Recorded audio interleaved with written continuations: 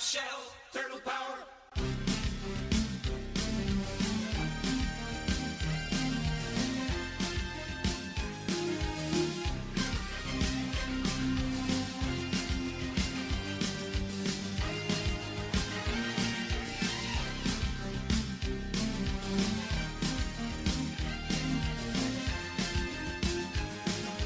Heroes in a half shell, turtle power.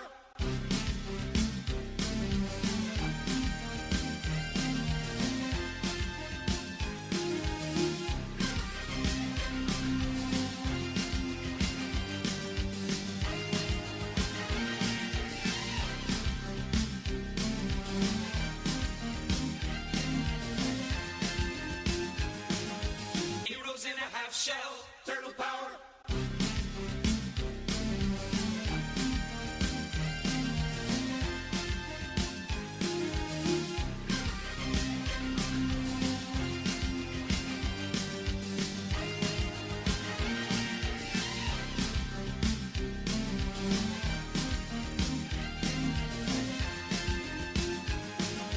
Heroes in a half shell, turtle power.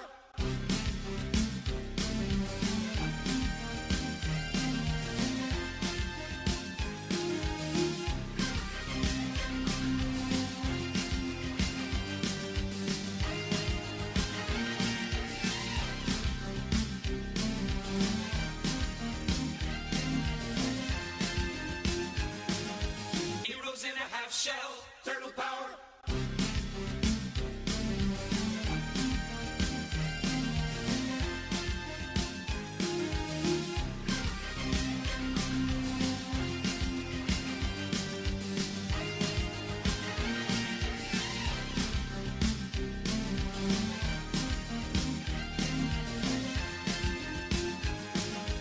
Heroes in a half shell, turtle power.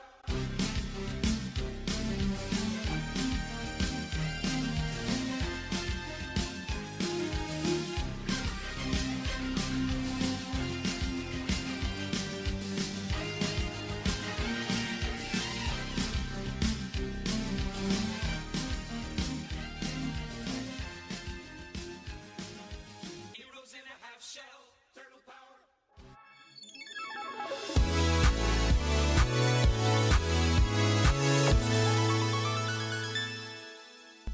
Hello my fiery friends, welcome to another awesome and fiery fun stream. I'm your host the Infernoman here, and hopefully you're having a wonderful day wherever you are at. So, actually been quite it's been a sweltering week where I am. I mean, don't get me wrong, obviously being a fireball, I don't mind usually the heat, but it's actually unseasonably warm where I'm at today. So I do feel a little fired up for our current live stream today and what we're going to be playing. But, what will we be playing today? Well, I'm glad you asked. So without further ado, let's just jump into it right now and show you exactly what we're going to be playing with today.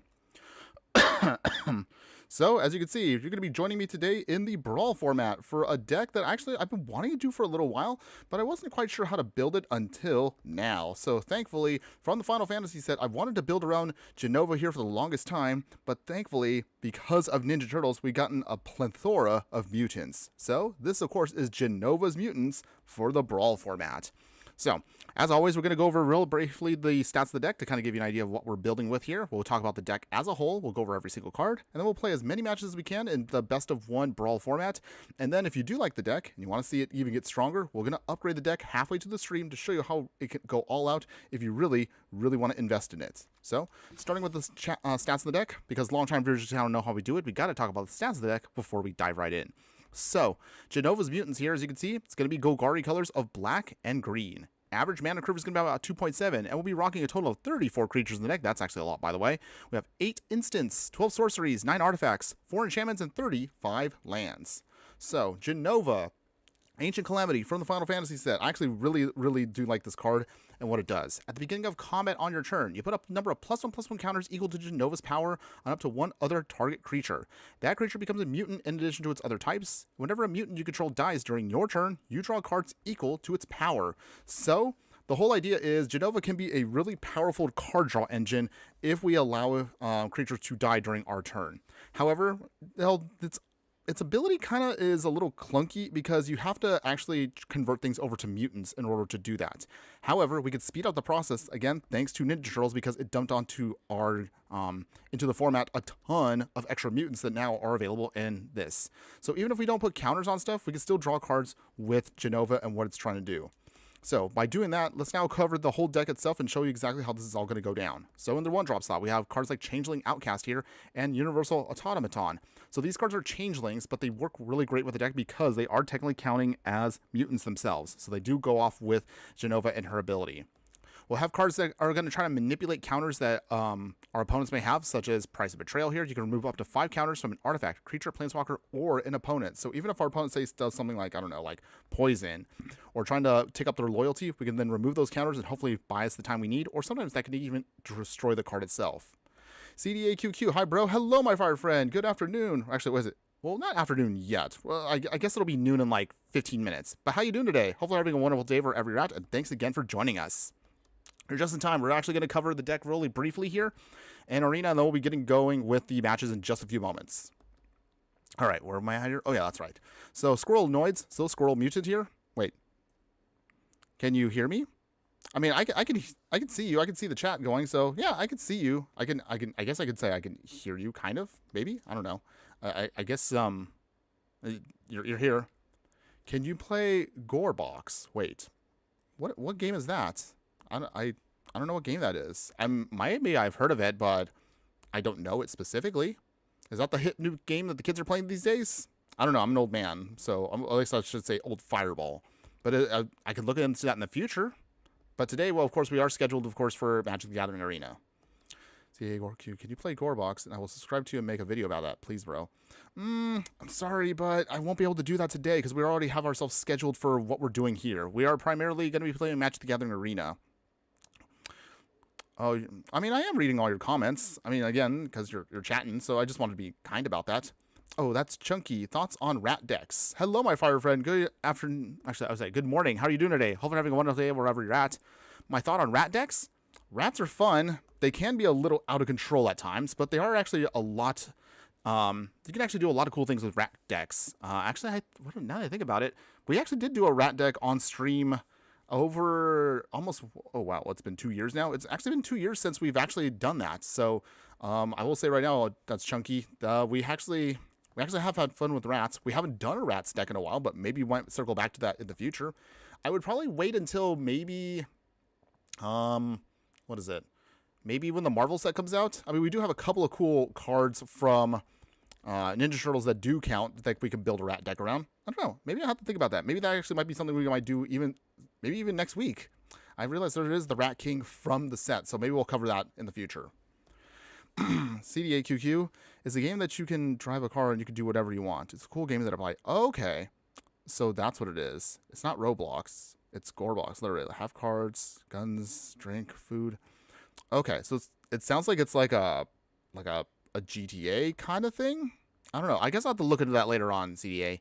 But thanks at least for bringing that up. Again, I can't promise anything, but I can always look into it for myself to see, like, is it something that will be appropriate for my content? Dead Splendid, good morning, my fire friend. Hello, how are you doing today, my fire friend? Thanks again for joining us today, and hope everything a wonderful day wherever you are at. Okay.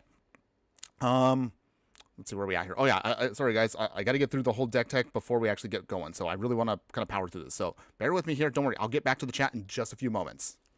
Okay, so continuing on, besides Squirrelinoids here, it's a 1/1 Death Toucher, good for blocking, and just kind of provides for us early game support. Vata Rebirth here, since we are going to anticipate that we're going to have a lot of cards dying here and there, Vata Rebirth will then allow us to put oil counters on the artifact. Once we have 4, remove them, and then tap it, and then pay the cost, and then bring back a creature card from the graveyard to the battlefield. So this can be helpful for us to recur stuff. Cowabunga here, so this is actually going to allow us to dig 4 cards deep to pull out either a mutant, ninja, turtle, or land card and put it into our hand. Thirsting Roots here also helps us dig out a basic land, or we can use it to proliferate because we will be putting counters on a lot of stuff today. Ravenous Squirrel, so this is not a mutant, but we can turn it into a mutant if we want to, but the real reason we want this is to sacrifice things that it'll put a +1/+1 counter on a creature and give it indestructible until end of turn. In the 2-drop side, this is where more of the fun stuff is going to be happening here. So Bebop, Skull and Crossbones here, Boar Mutant, so 2/1 here. If you want to, you actually could partner him, if you like, with Rocksteady, if you actually want to do a partner Commander. We'll talk about that a little bit more later on, but otherwise, for its own standalone purpose, it's a 2/1 Death Toucher, and when Bebop deals combat damage to a player, draw X amount of cards, where X is the number of counters on Bebop. If you do, you will, however, lose some life, so be aware of that, but he can help us draw a ton of stuff. Okay, Heartless Act here. For this, you can destroy either a creature with no counters on it, or remove up to 3 counters from a target creature. And then this inversion here, it's a Kindred instant shapeshifter changeling, so technically it does count as a mutant card, but I mean, it doesn't really help us with our game plan per se, even at instant speed, but you get the idea for it. Target creature will get +3, -3, and lose all creature types until end of turn. So you can use this if you need to as a quick little removal spell. Oh, hold on. Is the stream kind of having issues again? Hopefully, again, it stabilizes. Okay. I'm on stream. Just hang in there just a little bit longer. We just want to get through at least a couple of our matches at least today. Let's see. Oh, that's chunky. I know Ashcoat Shadow Swarm just came back out, and now it's like $9 in real life instead of 70. Well, that's good. Anything that's cheaper is good in my opinion. Cheaper is better. We want, of course, to make sure the game is accessible to everyone, and also, again, just affordable cards. Less is more. CDAQ. Hey, bro, why are you sounding like a kid? You look like 14. Wait, but I'm not 14. I mean, maybe I sound a little bit younger than maybe I should. I'm actually a 40-year-old fireball, by the way. But, I mean, I'm just enthusiastic about the game. So if you're curious, yeah. I've made that statement a lot of times across my live streams that I'm actually way older than I might sound. But if you're curious, at least now you know. Where was I at here? Oh, yeah, that's right. Okay, so continuing on here, we also have Devoted Druid. So 2 mana, 0/2. You can use this as a mana dork.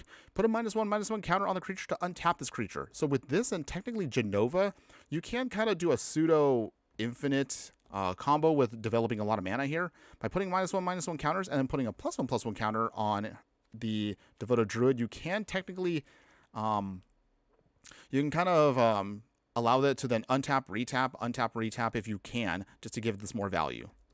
Dusk Shell Crawler here, insect, again, not a mutant, but we can convert it into one. When the creature enters, put a +1/+1 counter on a creature, and then each creature you control with a +1/+1 counter on it has trample. So this provides for us a little extra value as the game progresses.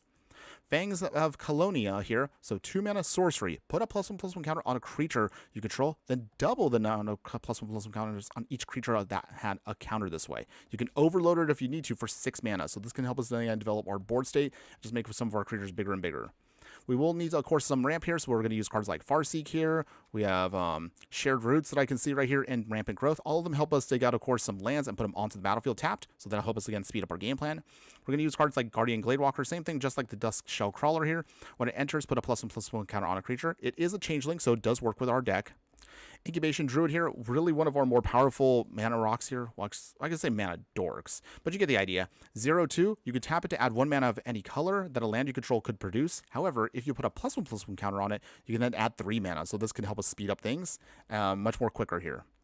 We'll also utilize here, oh yeah, I forgot to mention also Into the North. This also kind of does the same thing as Rampant Growth here and Shared Roots, but you can dig out a snow land instead. So we have a couple of snow lands that we threw into the deck to help us again with this game plan and just help us again with the ramp package. We're going to use, of course, Mass Vandal. Mass Vandal is a shape-shifting changeling here. When you enter it, you can have it exile a creature card from your graveyard. And if you do, you can then use this as an artifact or enchantment hate to exile something.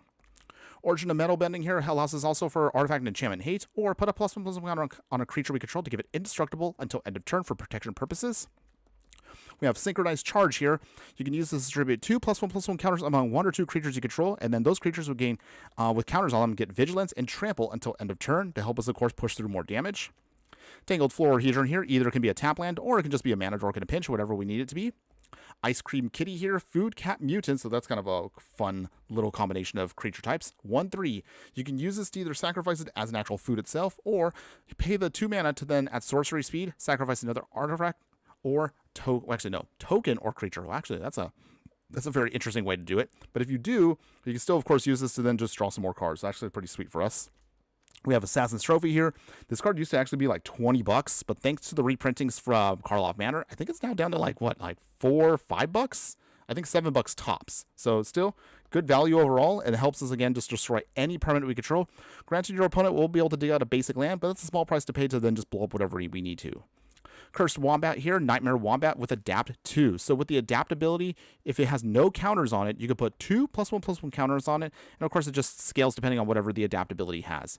Permanents you control have whenever one or more +1/+1 counters are put on this permanent, put an additional +1/+1 counter on it, then this ability triggers only once each turn. So the Wombat here can get bigger and bigger as the game progresses.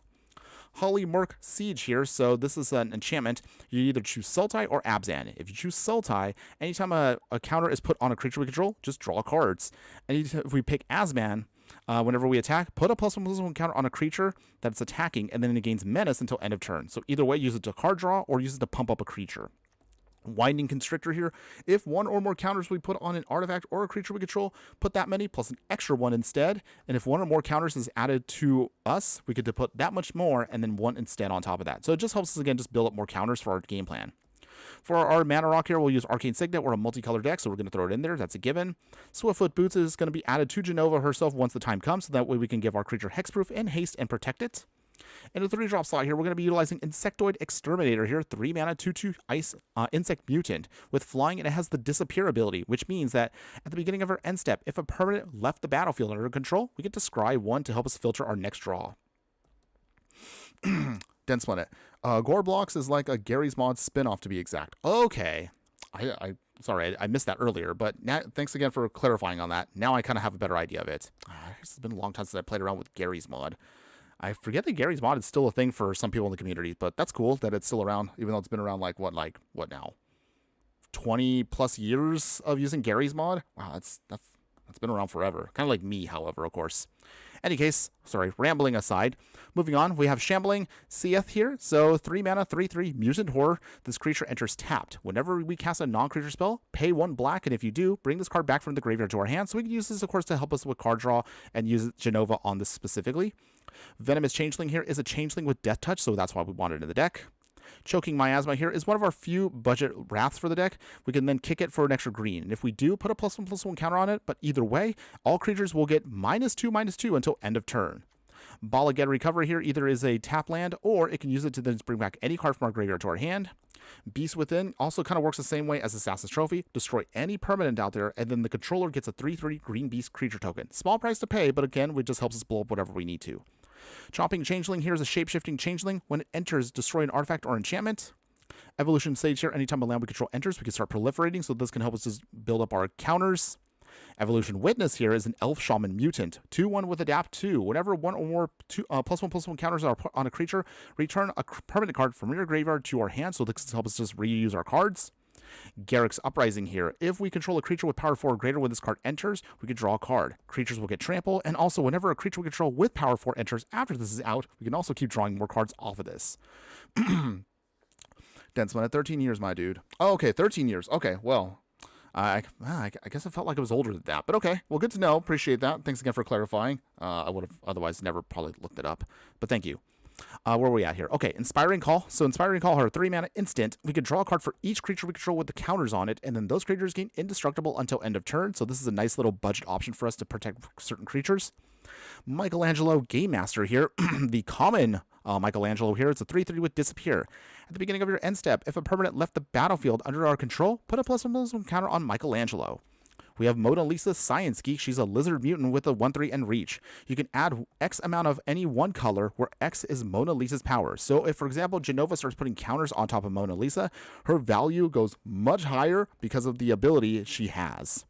Mutant Chain Reaction here. Destroy artifacts or enchantments or creatures with flying and then create a mutagen token for us. Pride Malakin here. A cat that simply just allows us to give all of our creatures trample as long as they have a +1/+1 counter on it. When it enters, you can also put a +1/+1 counter on a creature we control. Rocksteady Mutant Marauder. So this one goes hand in hand with Bebop Skull and Crossbones. If you want to, as I mentioned earlier, they have both the partner ability. So if you want to flip out Jenova here, you actually can swap them out and you can actually play Bebop and Rocksteady as your commanders if you want to. Otherwise, as a standalone card, it's a Rhino Mutant with Trample, and it's a 3/3 that says whenever a non-token creature you control enters, put a +1/+1 counter on target creature. So it can help us just build up everything. On top of that, if you actually do still like Bebop and Rocksteady and you really are a big fan of them, we have yet another card you actually could put into the command zone. Just straight up Bebop and Rocksteady. 3 mana with a 7/5. That's actually really ridiculous stats, by the way. But the real reason we want the card is anytime they attack or block, you have to sacrifice a permanent unless you discard a card. So really good for the deck and just helping us, of course, just sacrifice things if Jenova's out, drawing cards. If you want to, you can even sacrifice them themselves, which is actually kind of ridiculous because this way you can then redraw a whole hand of 7 cards off of their power alone. Findok Core here is a changeling mana rock for us. You can use it to either be a mana rock to tap for mana or turn it into a 4/4 artifact creature until end of turn. Turtle Van here for 3 mana is a 4/4 vehicle. When this vehicle attacks, put a +1/+1 counter on a creature we control that crewed it this turn. If that creature is a mutant, ninja, or turtle, you double the amount of counters on it. Well, actually, that's actually hilarious and ridiculously strong once the van gets going. In the 4-drop slot, Graveshifter here. Changeling, when this enters, bring back a creature card from our graveyard to our hand. Fail to Profane here can either be a land if we need it to be, or just again spot removal for creatures or planeswalkers. Lit Jara here, Glade Warden, Shapeshifter, Changeling. We could tap it to then exile creatures from our graveyard to put counters on it. However, you can only do it at sorcery speed. Loading Zone here, enchantment that says if one or more counters we put on a creature, spacecraft, or planet we control, twice that many of each of those counters are put on instead, and you could warp it for 1 mana. Michelangelo Mutant BFF, 4 mana, 4/4 Mutant Ninja Turtle. Each creature you control with a counter on it can't be blocked by more than 1 creature, so this can really push forward damage for us. Whenever Michelangelo enters or attacks, create a mutagen token. Binding the Old Gods here can help us destroy non-land permanents. Then part 2 allows us to dig out a forest card, put it onto the battlefield, and then part 3 gives all of our creatures death touch until end of turn. Putrid Pals here, 4 mana, Human Ooze Mutant. Wait, what did I say? Human Ooze Mutant. Words are hard, by the way. Disappear also is available on this, so that means if a permanent we control left the battlefield, put 2 +1/+1 counters as it enters. All right, almost done, everybody. In the 5-drop slot, we have Bebop Warthog Warrior. So this is a boar mutant warrior with has madness and swamp cycling. So we could cycle this if we need to dig out a swamp card. Thankfully, it doesn't even have to be a basic. So even any non-basic swamp works for us. Rhinos you control have menace. So in other words, if this is mixed in with the other card here, might as well just talk about it now. Rocksteady, this pretty much kind of creates a pseudo unblockable combo because with Rocksteady here, Crash Courser, he's a 7/7 6 mana with Rhino Mutant, and it says Rocksteady can't be blocked by more than 1 creature. Boars you control can't be blocked by more than 1 creature, even though Bebop has Menace. So you kind of get the idea of how these two kind of cards work together. That's actually kind of cool. And of course, if you need to, you could force cycle it if you need to in a pinch. Rooftop Percher here, 5 mana, 3/3 Changeling with Flying. When the creature enters, exile up to 2 target cards from graveyards, and you can gain 3 life to help us stabilize. The Turtle Blimp here is available, so with Crewing 2, when this vehicle enters, create a 2/2 red mutant creature token. Disciple of Freyles, as I always love to play this card. It can either be a land if you need it to be, or you can just have it enter, and if you do, you can sacrifice another creature, but then gain X life and draw X cards, where X is that creature's power. If you can sacrifice one of our mutants with Jenova out, you can get a ton of cards back and a lot of life. And then finally, at the very end of our curve here, and the technical finisher for the whole deck, Leatherhead Iron Gator. 7 mana, 5/5 with Trample and Haste. Whenever Leatherhead attacks, put 2 +1/+1 counters on each creature we control. That is a lot of counters to spread out and really just hopefully overwhelm our opponents. Okay. And then finally, to wrap it up, the land base. So again, we are a budget deck, so we're going to try to maintain this with utilizing 7 swamps and 13 forests for the first half of our land package. Otherwise, we'll throw in a snow-covered swamp and a snow-covered forest to then dig out specific cards. Bajuka Bog is going to be our graveyard hate. And of course, all the tap lands we can muster up, so that's to be Dark Moss Bridge, Festering Gulch, Foggy Bottom Swamp, Haunted Mire, Illegitimate Business, Jungle Hollow, Woodland Chasm, and then for bounce lands we have Arid Archway here. Command Tower is going to be a staple. Demolition Field and Volatile Fall all cover our non-basic land hate, and finally a fetch land with Rivers Overlook. And that is the whole deck, everybody. Whew. As always, I don't know why I always kind of do this to myself every time I do budget Brawl decks, but here we are. So I still want to, of course, as always, talk about the deck as a whole, because some of you out there I know do care about what the deck list is. But don't worry, that's going to be coming soon. We'll, of course, get through that a little bit later on today. But either way, let's get started with, of course, the most exciting part here. We can finally jump into the gameplay, and let's see how well the deck can do. Okay, trying to catch up on the chat here. All right. CDA wants me to read all of his comments, but I mean, bro, you keep saying hi and telling me to read the comments. I told you earlier I was going to read the comments once I was done talking about the deck. I mean, if you're still there, I still appreciate it. But if you're not there, I mean, hey, no harm, no foul. I get it. It's all good. But either way, okay, we're into our first game here. All right. Hope you wouldn't get Mutiny. Oh, you are hilarious. Hilarious. Mutiny. I love that. I love that. The cheesiness, of course, never stops to make me laugh. All right, so let's see. What do we have here? Swamp, Forest. The repass here can be a tap land. Binding the Old Gods can be spot removal and ramp for us. Thirsting Roots also helps us dig out lands. Oh, yeah, this is going to be a big land package here, but that means Jenova can come out pretty quick. All right, here. So let's see. I guess we'll get the Forest out. Thirsting Roots. Dig out a basic. We'll get out a... What do we want here? I guess we'll get another Forest. We already have a basic Swamp, so I guess that'll help us out. All right, opponent is playing with Chandra Flameshaper. Wow, it's a very expensive Chandra. Surprisingly, they didn't want to play the lower end ones. I mean, okay. You do you, opponent. Maybe they have a big brain plan that I don't know of yet. Any case, we'll just go here with the Forests. We got Bebop and Rocksteady ready to go, so we can refuel immediately if we need to in a pinch. Opponent, what you got? Giant Cinder Maw, so we can't gain life for a turn. Or actually permanently until that's gone. All right. Well, I mean, that's not horrible for us. Let's see. Do we want to bring up Bebop and Rocksteady? Oh, I guess we can. Our opponent's playing mono red. That means that they need something really, really big to blow them up. Do they have a big enough spot removal? Okay, we'll let them do their damage. No, down to 21. Okay, opponents. You're going to need a lot of spot removal if you want to get rid of Bebop and Rocksteady. They do heavy damage, though, so that's actually pretty nice. Let's see. I guess we'll play the Festering Gulch. Paying our opponents. Okay, and then... I think we'll do it this way. Big swing here. We will throw away Assassin's Trophy. And then we'll just reuse that later on. Big damage here. Oh. Opponent, do you have an answer? Big score. Okay. So they also threw away a card to draw some more. Down to 17. And then now we'll use Ball of Good Recovery. Bringing it back. We'll bring back the Assassin's Trophy. Nice. So this means that Jenova can come out next turn. Bebop and Rocksteady can get pumped up. Or I guess we can also use some other things too. I mean, we still have plenty of options to beat down our opponent. Just got to get in that early game damage to threaten them. All right. Let's see. Okay, here comes Big Chandra coming in. Okay. Okay, opponent, you doing it? Tick down? If they tick down, that's going to stink, but that's okay. Not a huge deal for us, because that means they have to spend a ton on Chandra just to blow up our one creature. Not a huge deal, because we do have also Binding the Old Gods, so that means say goodbye to Chandra here. Too bad, opponent, no value off of that. So that means she's going to be really expensive coming back. Okay, we'll put a tap land out, so that means we got 1, 2, 3, 4, 5. Okay.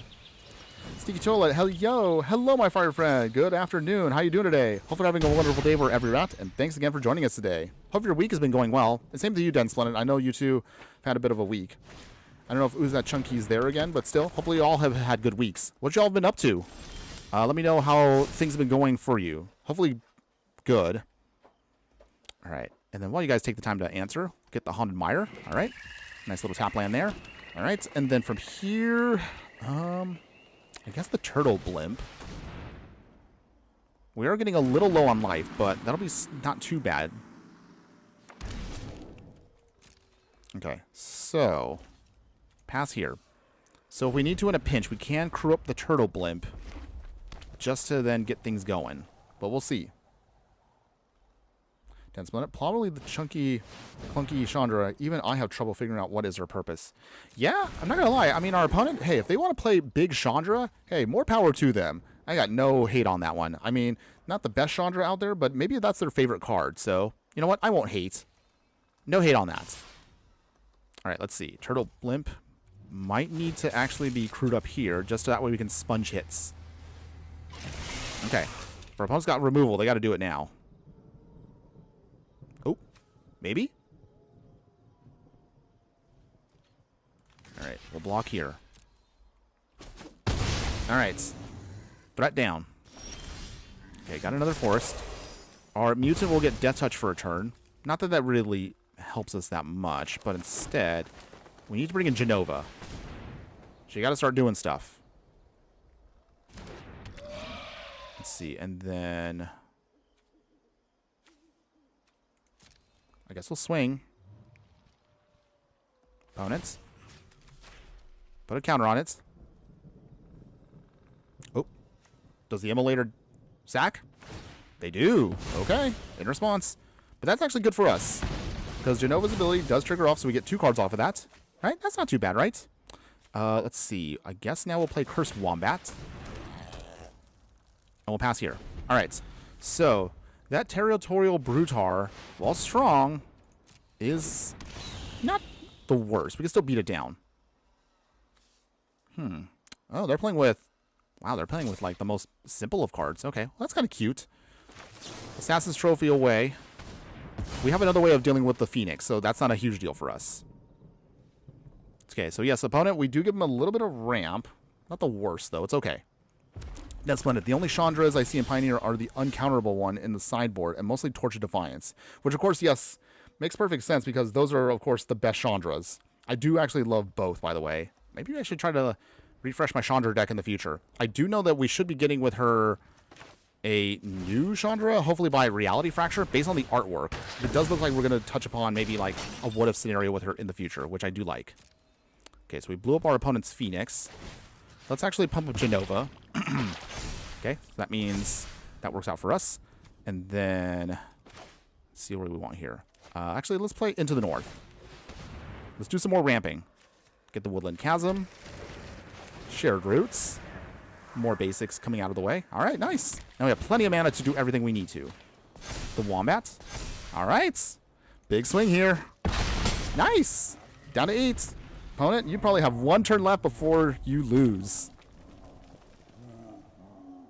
All right, can we beat down our opponent here? Do they have an answer? They could play the Immortal Phoenix if they want to. Ooh, Big Chandra coming back. So that probably means they're going to try to blow up Jenova again. So neither do I. Nope. Or the Cursed Wombat. You only have 1 chance here, opponents. All right. They blew up our Wombat, which is unfortunate, but it's okay. Venomous Changeling coming in. Dusk Shellcrawler. So from here, put it on Jenova. Nice. And then on back of that, the Crawler also gets bigger. Big Chandra goes bye-bye here. Got to keep her off the field for a little bit. All right. So that means, what is it now? She's... Ooh, wow. 11 mana? I think that pretty much locks her out for the rest of the game. Even if our opponent has, what, 7, 8, 9, 10 mana? They're still a turn away. I think we should be good here to win. Opponent. Tweeze. Okay.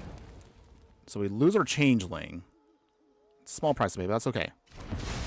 Dense Splendid. Honestly, I still stand that in the current day and age, Planeswalkers could be commanders. Not gonna lie. Yeah, I still don't get why the last update we got allowed us to get vehicles as commanders. Which, don't get me wrong, I love having vehicles as commanders. But why couldn't they just give us Planeswalkers as commanders? I mean, literally, it was right there. It was right there. It was so obvious they didn't do it. So that kind of makes me a little disappointed with the ruling.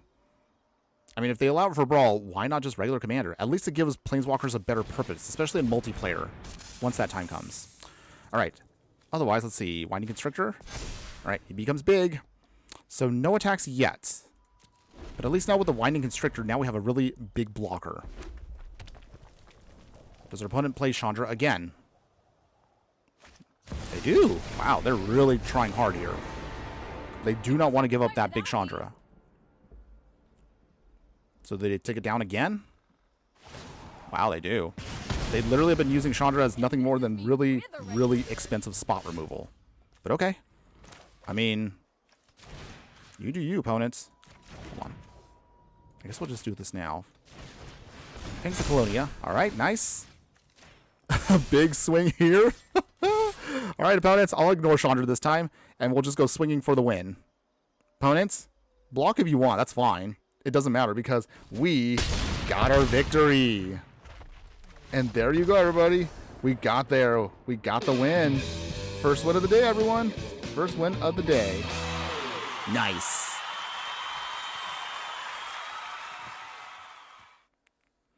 And Splendid, even the strongest ones are like Oko could be game changers, maybe. I mean, yeah.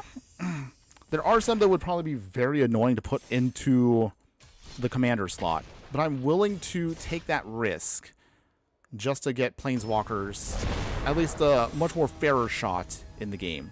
It's ironic that as we've dialed back Planeswalkers, we've kind of also...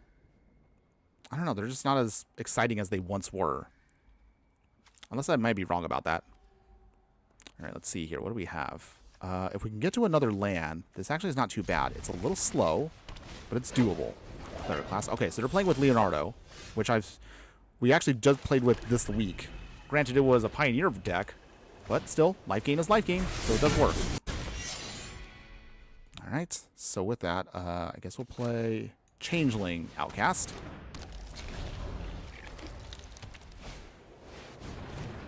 Okay, Cat Collector. On it swings. Alright, Leonardo does start getting bigger. Shared Roots. Okay, well, now this is a little clunky for us. Come on, deck. Show me some love. Where is our second land? I just need one land. Literally one land. One land allows me to actually start building up our whole game plan. Oh no. Bounces away our Universal Automaton. Now they're going to start snowballing. Ugh. Not good. Not good. Okay. Wow. Alright. Yeah. Okay, deck. I see you don't want to cooperate today. It's fine. It's not like we're ranking or anything, so I guess it's okay. But still, I would like for us to actually get an actual real game here. Down to 10. Leonardo is snowballing fast here, and we're not looking good.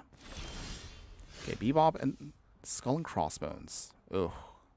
Dang, this is not good. Yeah, okay. Arcane Signets. And that's literally all we can do. Alright, let's see, 4, 5, 6, 7, 8, 9, 10. Oh, yeah, they have lethal. So with that, yeah. Alright, we'll just concede now. Wow. Talk about a non-game. We couldn't get our lands, and therefore we got steamrolled before we even had a chance to do anything. That's okay, though. That's okay. That's Magic sometimes, everyone. You win some, and definitely you lose some. Dead Splendid. I mean, the one everyone was winging about was the Ugins. The two big ones because colorless. Yeah, I mean, colorless decks don't need any more help. They have more than enough cards currently out there that can just kind of steamroll things. Okay. But yeah, I guess that actually would be an interesting conversation for some of y'all out there. So I guess my question I would ask everyone is, what are your thoughts overall on Planeswalkers for the command slot? Do you like the idea? Do you think Wizards of the Coast should have done that years ago? Or is that going to cause another can of worms with some of the Planeswalkers being way, way too strong to put into the command slot? Should they be pre-banned from the command slot? Or is that too complicated of a ruling? Let me know in the comments below, everyone. I would love to hear from you your thoughts overall on that. Otherwise, until then, alright, our opponent is playing with Splinter, Radical Rat, which we played actually when we first did Ninja Turtles.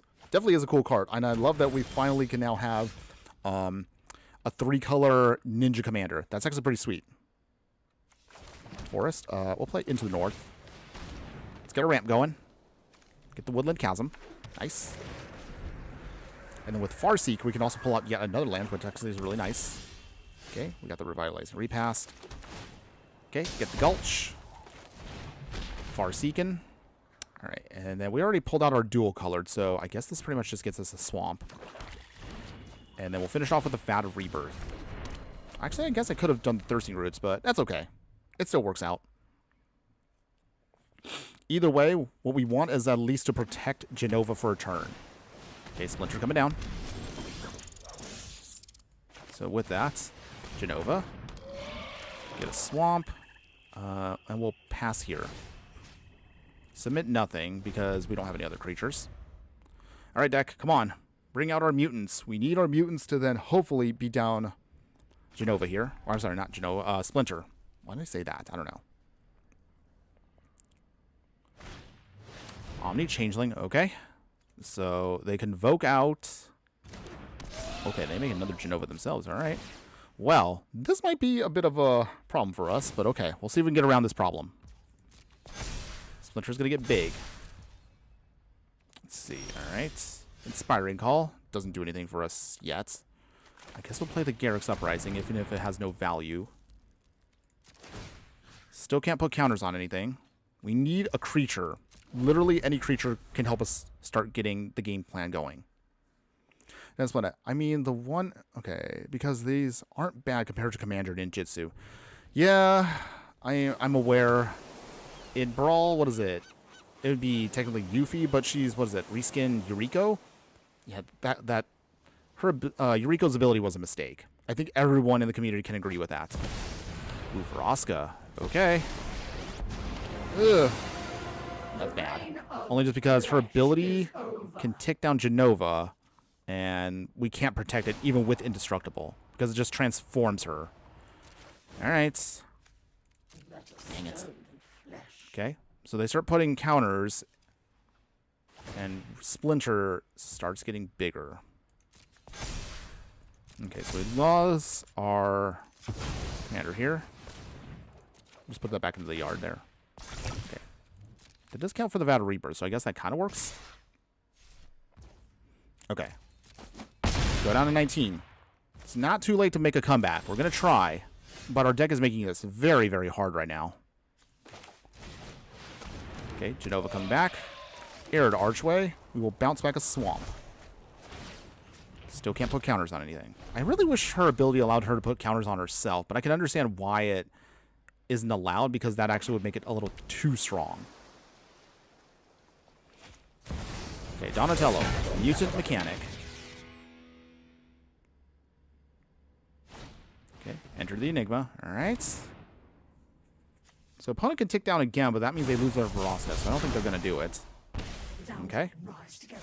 They proliferate. Their Jenova goes off. Donnie gets some counters. Come on, deck. We're not doing anything. Where's our creatures? Okay. Okay. Yeah, our deck really just doesn't want to cooperate here. Okay. I don't want to do it this way, but I don't have a choice. Come on, draw a card. Give me something. Oh, jeez, wow. Okay. Inspiring Call. Wow. I don't even know what to say. Ugh. The worst. We got nothing going on. I tried to waste... I've squandered now 5 mana just to draw more lands. Can't really attack either. So, yeah. I guess we're now just going to be spinning our wheels. Alright. Opponents, you pretty much got this one. If they tick down with Veracity here, that means we are dead. Not a very good look so far for the deck. But we did get a win earlier, so it's not like it's been bad. It's just we're having these really clunky hands. One thing's for sure, though, at least it does feel like we actually get our land drops very easily. Okay. So that pumps them up. Is that enough? Yeah, might as well scoop. So they put that there.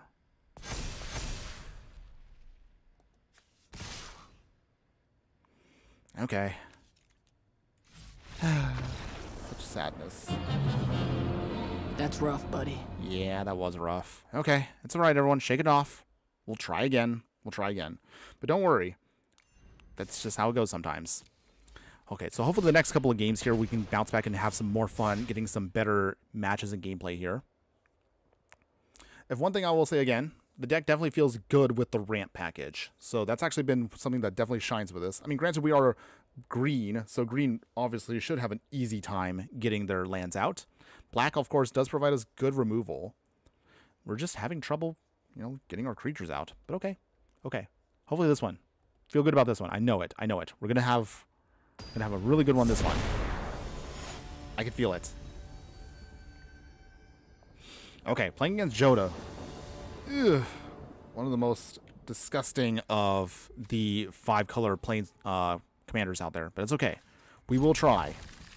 We're not going to give up. We can make it work. Okay, okay, okay. Alright. Opponents. Alright, so let's see. What should we play first here? Alright, I think we'll get ourselves started with the bridge. Because we can't play anything turn 1 anyway. Okay, opponents. Bring it on.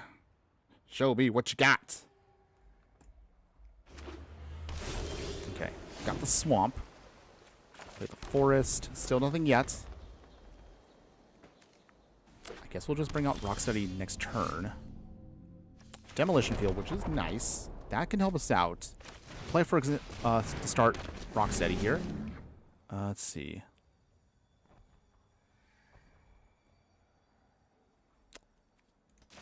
All right. We'll get them out. Okay. Free Bebop. Nice. Okay. Dense Limit. Still playing Dimir Bounce, a 60-card version for trying something else. Well, funny you mentioned that, because small spoiler for you, Dense Limit, we actually do have our own vision for Dimir Bounce, but stay tuned for that. We're going to be doing that, if not tomorrow, Sunday morning for sure. So that is coming. It'll be actually a hilariously fun one, and I think you might appreciate it. Okay, so until then, though, I guess we'll do this now. Jenova. Counters. And counters. Big swing here. Big Rhino coming in. Pushes through damage. So next turn, we probably should blow up the World Tree, just to kind of at least buy us some time. They have Shattered Landscape, okay. Opponents. So they fetch. Digging out a mountain, plains, or swamp. Okay, does Jenova come in yet? Not yet. Cultivate. So they are definitely getting the ramp package. So even if I blow up that World Tree, that might only just slightly delay them. Not by much, though. Alright, so got another forest. So how do we do this here? I guess we'll do it now. World Tree goes bye-bye. Gotta get that off the field. Okay, so let's see. We can put down Skull and Crossbones Bebop. So that actually might help us out here. Get out of forest. Dense One asking, in terms of Teenage Mutant Ninja Turtle lore, who are Bebop and Rocksteady? Oh, well, I'm glad you asked. So, for those that don't know, and I'm happy to answer this one, they have existed throughout different parts of the lore before, but in terms of the most basic idea, Bebop and Rocksteady are two henchmen to the arch nemesis of the Ninja Turtles, which is the Shredder. However, in the 80s cartoon, they were both bumbling bad henchmen. So they were the top henchmen, but they weren't very good at their job. I mean, yes, so think of it like that, you know, that cliched goofy goofiness you've seen from like old school cartoons. You know, we're kind of like the villain is so comedic and non-threatening that even when they do stuff, their own henchmen sometimes end up kind of like throwing off their game plan. They are very much a product of their time, because you can kind of see they kind of still have that 80s vibe to them, but they're still fun. Later on, I believe in the comics, though, they actually do show a little bit more competence. But at least in the most iconic version of them is from the classic cartoon show from the 80s. I should play some clips on these guys later on. Maybe we can actually do like a whole little lore thing on them. That actually would be fun. Ooh, they played the Prismatic Bridge. Okay, well, that can't survive. That's got to get blown up, but thankfully you have a Binding of the Old Gods to answer that. So, I'm sorry, opponents, but you are not going to get to go off today. Binding of the Old Gods. Say goodbye to the Prismatic Bridge. Nice. Okay. Whew, okay, so big threat down there. And our opponent has had enough. All right. There we go, everybody. The power. Heroes in a half shell. Turtle power. All right. Nice. Oh, I was ready to go off there, but okay. Okay. We still got to at least get our thing going. All right. Let's see. So depending on how long the next matches go, 1 or 2 hour matches in the budget version of this deck. And then after that, once we get to the halfway point, we will then upgrade the deck to make it really, really strong. So hang in there a little bit longer, everyone. If you do like what the deck is doing so far, don't worry. If you want to take it all out, we'll definitely go super wild in just a little bit. Okay, so we're playing against another one of the characters. So Madame Null is not someone I've recognized too often, just because I haven't followed the comics in like ever, so my history on Turtles now is a little fuzzy. But I am a little bit more towards the 2003 and the 80s show, if you guys actually want to know a little bit more lore about that. In fact, actually, when I'm not playing or when I'm kind of editing, I kind of have the cartoon off to the side because I'm like, wait, I totally forgot a lot of stuff from the show. Okay, let's see here. We need play the thirsting roots. Let's take out a basic. We'll get out a swamp.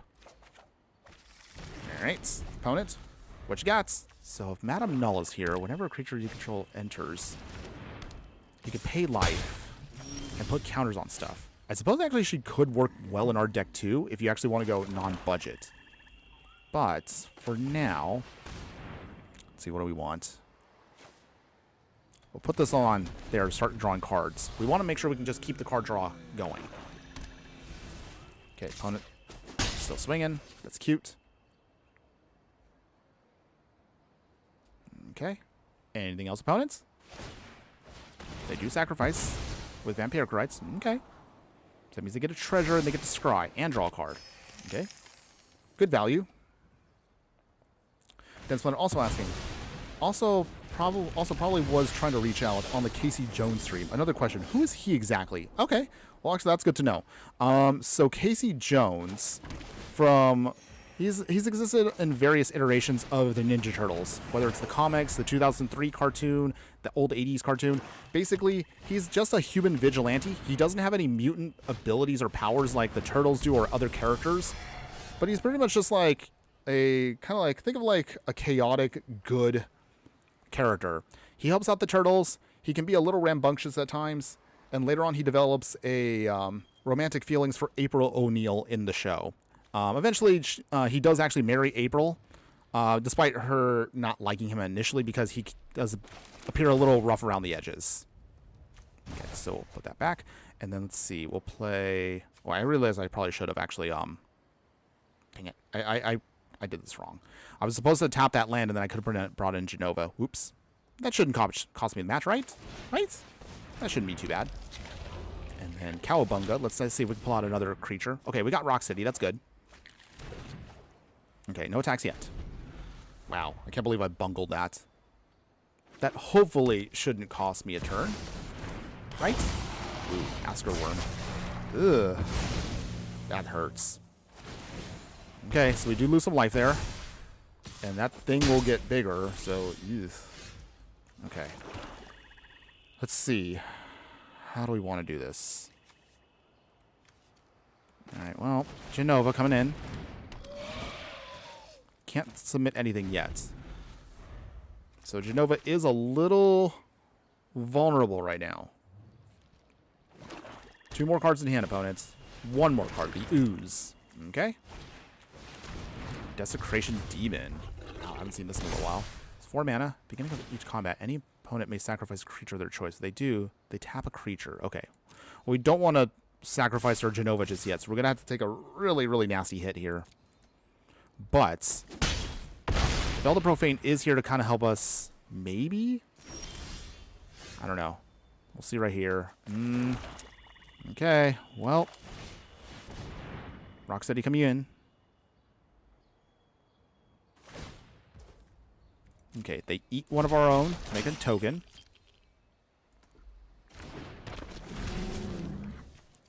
Okay.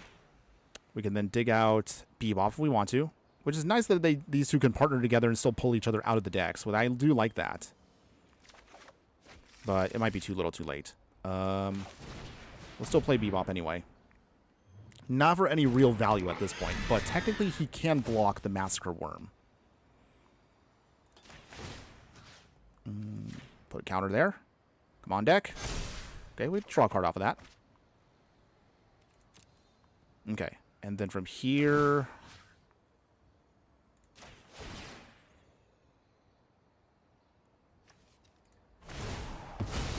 Yeah, I realize now.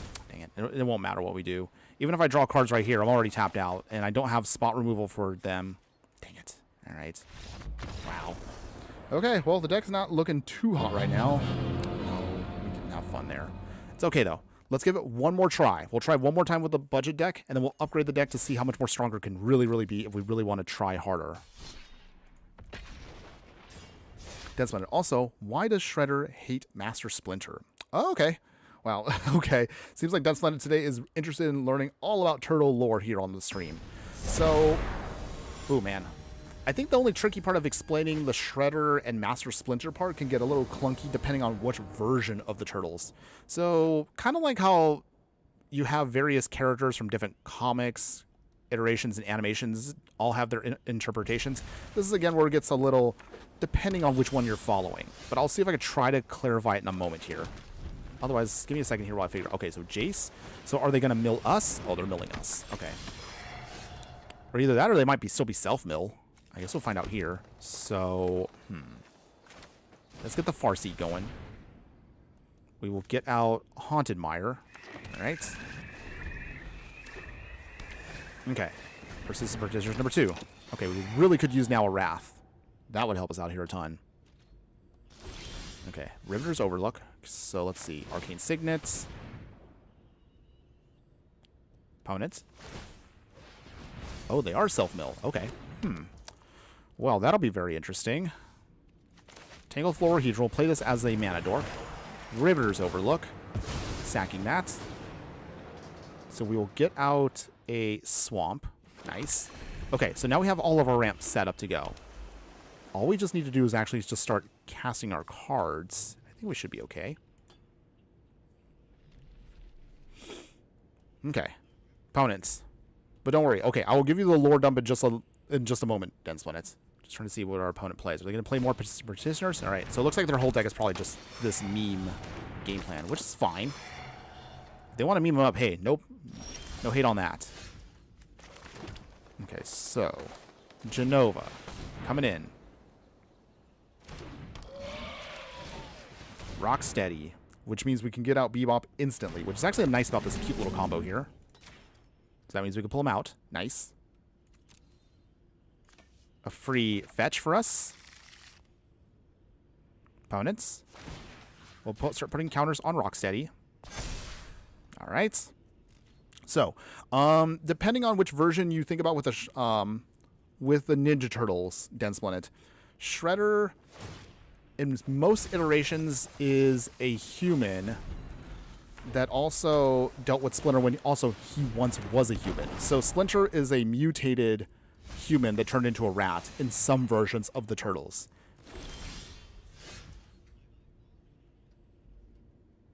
Hold on one second, everybody. Something popping up right now. Hold on. Something is going on so that I need to address something real quick. Okay, hold on.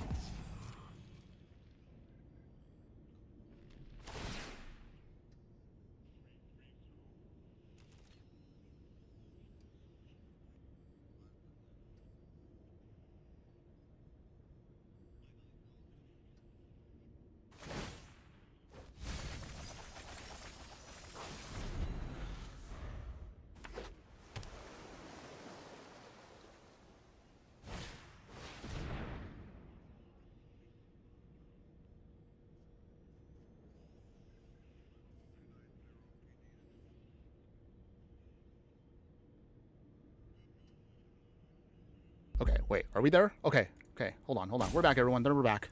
Okay, so what happened there? You're probably wondering, everyone. Okay, so sorry about that. I just had to check something that was probably left on. Note to self, everyone, do not leave your stove on. That was bad. Okay, so anyway, moving aside from that, where are we at here? Okay, our opponent's still in the game. Okay, cool. We're still playing. So, let's see, Jace. All right, that's fine. Crawfish, cigarette, fire. Hello, my fire friend. How you doing today? Hopefully you're having a wonderful day wherever you're at, and thanks again for joining us. Ironic that you put up that little flame there, because also, yeah, we had a little bit of a scare in my kitchen just a moment ago. Okay. Any case, really got to pay attention to stuff left on. Note to that for the kids out there. Any case, let's see. Moving on. We'll play Bebop, Skull and Crossbones. So we're still in this game, everyone. We're still in this fight. Okay. We both now got Bebop and Rocksteady out, which is nice. The pair are together, which is great. We'll put a counter actually on Jenova, so that way she can start pumping up more counters across the whole game plan. So we have both of them out now, so we no longer need that. Winding Constrictor, so that means we get more counters on stuff. And then let's see. Continuing on from here, the Winding Constrictor. Okay. And then put more counters specifically on Jenova. This means that when she puts other counters on stuff, we can just keep the whole game plan going. Finally, Garrick's Uprising, because now this can help us draw some cards. Okay, so this is nice. And we also get Trample. Opponents. Okay, nice. We get the Command Tower. That's cute. Vat of Rebirth will finish off this turn. And now we should be able to then just do some massive swings here. Okay, Rocksteady gets big. He a big boy. Big boy. Okay, so I'm going to get a little cheeky here. I don't anticipate our opponent is going to risk this much, so they're probably going to have to block with something. If they don't want Jace to die, they're going to have to take a hit here. Okay.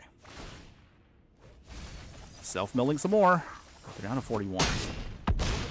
So I get the idea now. So they mill with Jace, and then they try to get their win con to go off. That's what they want to do. Okay. It's okay. We can figure it out, everyone. We got this. We got this. There's one Joda the Unifier, if I remember the name. The one that's legendary Cascade stuff, a.k.a. the free stuff. Yeah.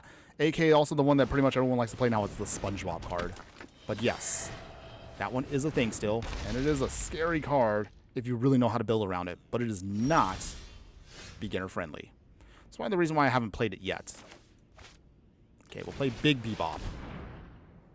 Rhinos we control have Menace, so that means our opponent has to block a ton with it. So we might as well start pumping up Jenova here. Drawing the card, all right. Let's see here. We have...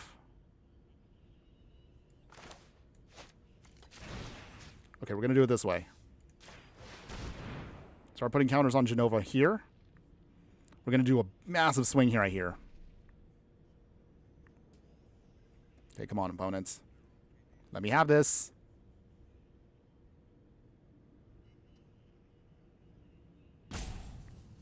Opponent, come on. So they know what's going to happen here. We're going to pump up Jenova here with the Fangs. The counters get doubled. And on top of that, that means we can then transfer that much power to Rocksteady, which should hopefully give us a huge, big Rhino that also has Trample, and it has Menace. So our opponent will have to do a really, really bad block here if they want to stop this hit. Oh, this is so good. On top of that, we'll actually get even more counters with Winding Constrictor, so... All right, this should be good. Our opponent here is looking a little iffy. They're thinking, do they take the hits? Do they tap out their advisors to try to get more mill? All right, we'll see. Dense Planet, the easiest archetype to understand is like +1/+1 counter deck still. I mean, kind of. I mean, for me, if I was to be very blunt, I would say mono red aggro, my favorite of deck archetypes, is also the easiest to understand. Literally just play red cards, you go wide, you swing, you attack, attack, attack, and then just hope for the best. Okay, and then now, all right, Rocksteady gets all of the counters. We're putting all of our faith into these two. So, big swing here. And our opponent knew what was going to happen there, so they already gave up, and they have given us the win here. Aw, yeah. Love it. Nice. Our victory has been secured. Okay. Well, that was actually a pretty good one, even though we had a little bit of a small interruption there, everyone. So thanks again for hanging in there for that. We managed to still get our win just the same, so I'm actually good with that. But what if we took the time to upgrade the deck and take it to the next level? So what you're going to see here is going to be now our stronger version of the deck itself.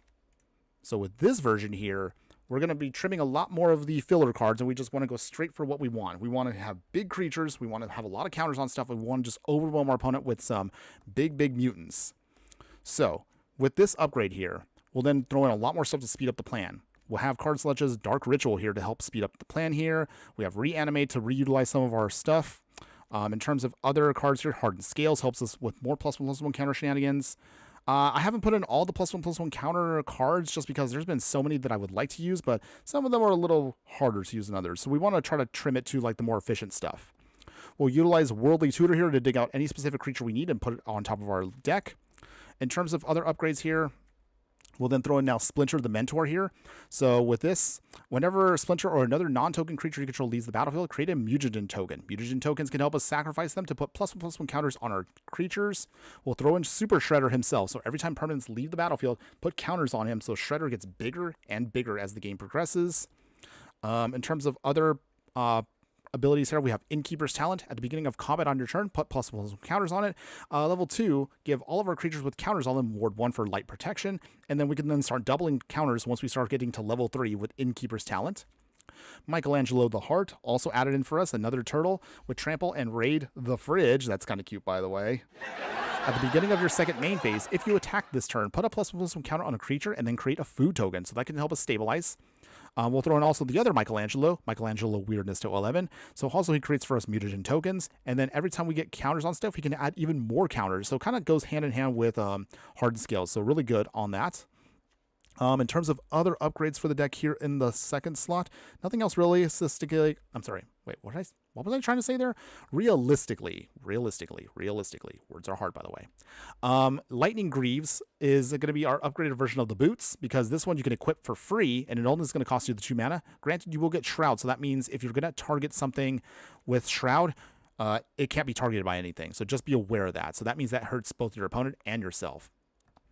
Otherwise, going over to the 3-drop slot, we'll have Black Market Connection. So this creates for us Changeling tokens, creates for us treasures, shapeshifters. So these actually provide for us more value, but the only downside to this card is you will literally be on the clock, because you can't not avoid this. You have to pick something. So be aware of that when you use this card. We'll use Victimize here, so we can choose 2 creature cards in a graveyard. We sacrifice 1 creature to then bring back the chosen creatures to the battlefield. But this can help us again with Jenova to help draw through our deck, and of course get more creatures to use for more value. Other upgrades for the deck that we want to look at here. Let's see. I'm trying to see what else. Oh, we have Mutable Explorer, so another changeling for us. When it enters, it creates a Mutavault token, which is actually a really sweet ability, but it also technically does count as ramp for us. That's good. Otherwise, Terra Symbiosis. Whenever we put 1 or more counters on a creature, we draw that many cards, so it helps us with card draw. Hauntwood's Shrieker here, a beast mutant from, Duskmourn. So 3/3. When this creature attacks, you can manifest Dread. So that means you put 1 of 2 cards from your library, put 1 of them down as a 2/2 creature. You can then flip it up later on, and then for 2 mana, which is actually pretty nice for the deck. In terms of the 4-drop slot, we have Damnation. So we have a real Wrath now in the deck if it all falls apart on us.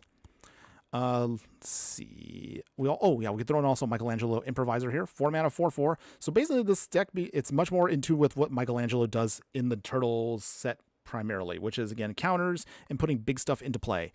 If we sneak him in and he deals combat damage, you could put a land card or a creature card from your hand onto the battlefield, no matter how big it is. So nice to get it for free. Good value. We'll throw in the other copy of Leatherhead here. Leatherhead Swamp Stalker is a 4 mana 5/4 Crocodile Mutant Rogue with Trample. And Leatherhead will enter with a Hexproof counter on her. Actually, yeah, believe it or not, yes, Leatherhead is actually a gal, just in case if you weren't aware, everyone. But otherwise, yes, gets a Hexproof counter. If you deal combat damage with Leatherhead here, you can remove the Hexproof counter and destroy an artifact or enchantment a player controls, so it can be good for us if we need it in pinch. We'll throw in Ouroboros because that, even though it's not a mutant per se, this plant worm, of course, does so much damage if it just sticks on the battlefield, even for a turn or 2. So this card gets out of control. It has to be in the deck. And then that's pretty much going to be it for the remainder of the upgrades here. The other upgrades are pretty much all going to be what you expect before, which is going to be the land base. The most important cards I would throw in first off would be 1 copy of Urborg and a copy of Yamivaya. Literally, this will turn all of your lands into forests and all the other lands into swamps. So that gives you perfect fixing for the whole deck, even if you use all your utility lands. But if you can't pull them out, we'll throw in the following here. All the rare tap lands and dual lands we can throw up. So it's going to be Blooming Marsh, Darkborth/Slitherborth Pathway here, Deathcap Glade, Land of War Wastes, Nurturing Peatland, Overgrown Tomb, Underground Mortuary, Wastewood Verge, and Woodland Cemetery. So all those duals, that means we're going to trim down to 5 swamps, 8 basic forests. We won't be using the snowlands anymore because we don't really need that package anymore since we have better lands. Keep the Arid Archway. We'll throw in Cavern of Souls because we are mostly a mutant deck, so this makes our mutants uncounterable. Command Tower, of course, is going to be a staple. Demolition Field, again, keep that in there. And Volatile Vault for non-basic land hate. We'll throw in better fetch lands such as Fable Passage here, Prismatic Vista, and Verdant Catacombs. We'll keep the Riveter's Overlook because, I mean, we don't have that many fetches, so might as well throw in a couple extra there. And finally, to round it out, a Fountain Port here to then help us utilize this for making tokens or creating treasures or drawing cards off of tokens we sacrifice. But otherwise, that is the new and improved upgraded package, everyone. So, can this version of Jenova's Mutants get us a victory? Well, there's only one way to find out, so let's take this in and let's play this for the remainder of the stream, everyone. Let's have some more fun with this one. The deck overall feels good, even if we lost a couple of times. I still like what the deck is trying to do. Dense Minute. For me, definitely mono black discard because it's actually sneaky good with the right setup. That is true, though. That is very true. It is an archetype that I would say is a lot of beginners don't like, but it's actually very beginner-friendly. There's a lot of cheap cards for discard decks you could put together. You actually don't have to spend that much, and it still works really, really well. Play our Overgrown Tomb. Chalk ourselves, putting in the Squirrelinoids. He's got a nice little Death Toucher here. Our opponent is playing Boomy. Again, I wanted to play Boomy, but we never got a chance to build around him. Maybe if we could squeeze it in, we'll see if we could try to get Boomy going in the future. Okay, they got the boots. We'll play Volatile Vaults. Let's see. Play Michelangelo. We swing. Do some damage there. He triggers. And that means we'll put in some stuff there. Oh, and our opponent already is ended? Aw, opponent, we just got started. Okay, okay. Well, either way, a win's a win, everyone, so I will take it. I'll take it. Our opponent probably just did not want the game plan to go off the way it did. Okay, it's fine. I've had my share of early scoops too, so it's all good. Okay, all right. Breathe again here. And all right, we're gonna get our next game going real quick here. So we'll just keep it going.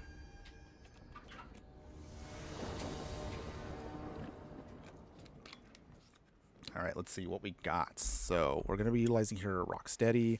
Got the Cowabunga. Ooh, we got Super Shredder. Super Shredder is good. If they have a lot of fetches or they're going to be bouncing stuff back and forth, remember that Super Shredder also gets bigger as long as any permanent leaves the field. And it doesn't matter if it's ours or our opponent's, so that's actually a really nasty card once it gets going. Play the Swamp. Squirrelinoids. All right, so we got our Death Toucher again. That's good. Okay. Tireless Provisioner. All right. So it looks like they're going to try to get their ramp going. That's cute. Play the Super Shredder. Get our swings in. All right. What's also nice about Shredder is he also triggers off even if you use spot removal. So he's a really good card overall with what we're trying to do. The only thing, however, is we got to stop that Hydra before it gets out of control. But you can see, okay, so Fetch Land does trigger Shredder, so that's nice. This allows us to keep pace with big creatures. But we are running out of time now because that Hydra is going to be swinging next turn, and that's just going to get bigger and bigger. Okay, Curse Wombats. Okay. Let's see. How do we want to do this? Play the Forest.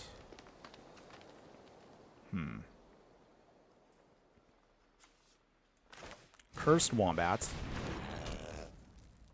And we'll keep it open. No attacks yet. No attacks. Mox Opal. Ooh, Mox Opal. Huh. Not what I was expecting, but okay. Okay. This is going to really hurt this turn. If it weren't for the fact that I had trample, we would be okay. Super Shredder can stay in there for a little bit, but he's not going to survive the whole thing. Okay, if they have any more lands, we're dead. Did they manage to beat us? Vivian, okay. Life can thrive here. They dig deep. It can thrive anywhere. Nature Opponents? speaks, and I listen. Oh, they got the Uro. Okay, well, if they get a land here, it's over. Do they swing? They're probably going to wait until we get to max. Okay, Garrick's Uprising. At this point, is it too late? Is it too late for us to go off? Okay, well. Okay. Garrick's Uprising. Draw a card. Oh no! We only waited just another turn there. The Beast Within would have been perfect against our opponent here, but dang it. So even if we hold back here, that repass can protect Shredder, but we're going to take a nasty hit here. So it doesn't really matter what we do. Yeah, they already got it too big. Dang. And the Uro sinks it. Okay. Dang, what a shame. We literally were a turn away. A turn away from stabilizing, but our opponent beat us to the punch. Crawfish Cigarette here. I got Super Shredder and Paper. You did? Oh, that's so nice. That card's like, how much right now? 30, 40 bucks a copy? Oh, I would love to have one for my collection, but I cannot justify right now spending that much on a single Magic card. But yeah, glad you got one, man. Happy for you. Really cool card, by the way. But we'll talk about him a little bit more once we get near the end of the stream. So stick around, everyone. I have something that I do want to announce with that in our future deck. Otherwise, until then, we're going to jump into it now. And our opponent's going to be playing from, oh, what is this from? Dungeons & Dragons? It's the Nero Wild Mage. So our opponent looks like they're going to be a spell-slinging pile here. We'll see. I haven't seen anybody play this card. I have a copy of it myself, and I want to throw it into a deck, but I just don't know how I want to build it. Something to think about in the future. Yeah, Hydras just couldn't be stopped in time. We didn't have the removal until it was too late. Okay. Opponent. Thinking very hard about what their hand is. So I'll let them do the thing. Okay. So until then, we'll play the Woodland Cemetery tapped. Okay. We have a Worldly Tutor, which means that we can grab out whatever creature we need. I'm just trying to think what creature is our best creature in the early part of the game. What would we want? Birthday Escape. Alright. They draw a card. The ring tempts him. Okay, so we got Bebop there. Demolition Field. Let's Worldly Tutor now, because I just want to see before, if they try to counterspell us, at least we can avoid that. What do we want, though? Do we want the Ouroboros now? Or do we want something else? It's kind of a tricky one right now, because I'm trying to figure out what's our best card that would help us out. And then I can get Bebop and then get another card off of that there. So maybe that might be the best option. Okay. Mistrise Village. Solar Transformer. Okay, so they are getting the ramp package. Dense Planet. Nira is all about manipulation of the deck in order to cheat out the big spells, if I remember correctly. Yeah, she casts big stuff very fast. I gotta try to figure out a way to get around that. Play the Innkeeper's Talent. So, play Bali Get Recovery tapped. Just trying to get our value set up first. Third Path Iconoclast. Alright. Oh. They're going wide with tokens. Brawl. Alright. Okay, we got big Michelangelo. So, we'll do it this way. Bebop. This allows us to dig out Rocksteady. So we get him out for free, which is nice. Put a counter on him. Alright. He has Ward 1 now and Death Touch, so good blocker for the time being. We do need more lands, though. One more land would be great. So if we have to, I can cycle away this Bebop for a stronger land. Okay, we got the Mox Amber. Okay. Alright, here comes Nira. So, what will we do to get around this? First off, okay, we need to cycle away this Bebop. So let's get out our Overgrown Tomb. Take some damage here, but that's okay. We need to make sure we can just get everything going. Let's see. Play our Ice Cream Kitty. Meow meow.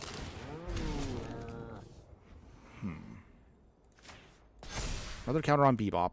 No attacks yet. I'm going to just keep him alive. But now he should have enough power and defense to sponge until we are ready to actually go off.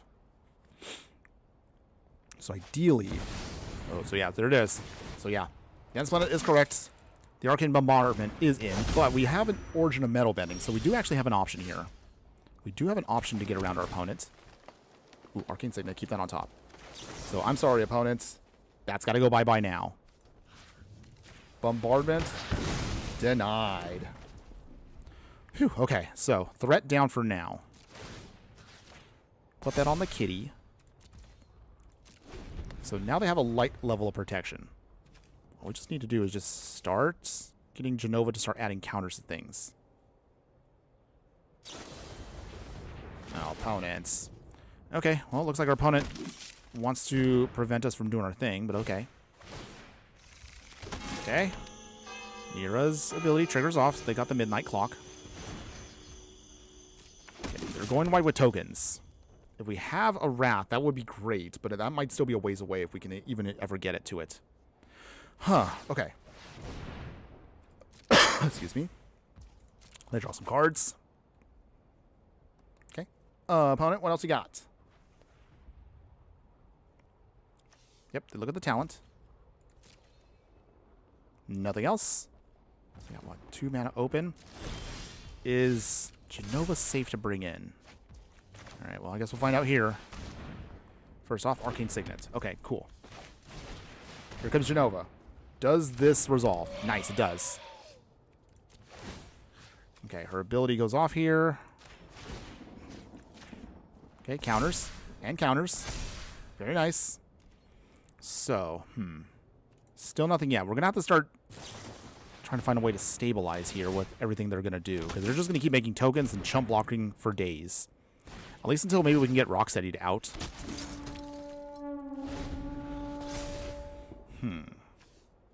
Grave Shifter, okay.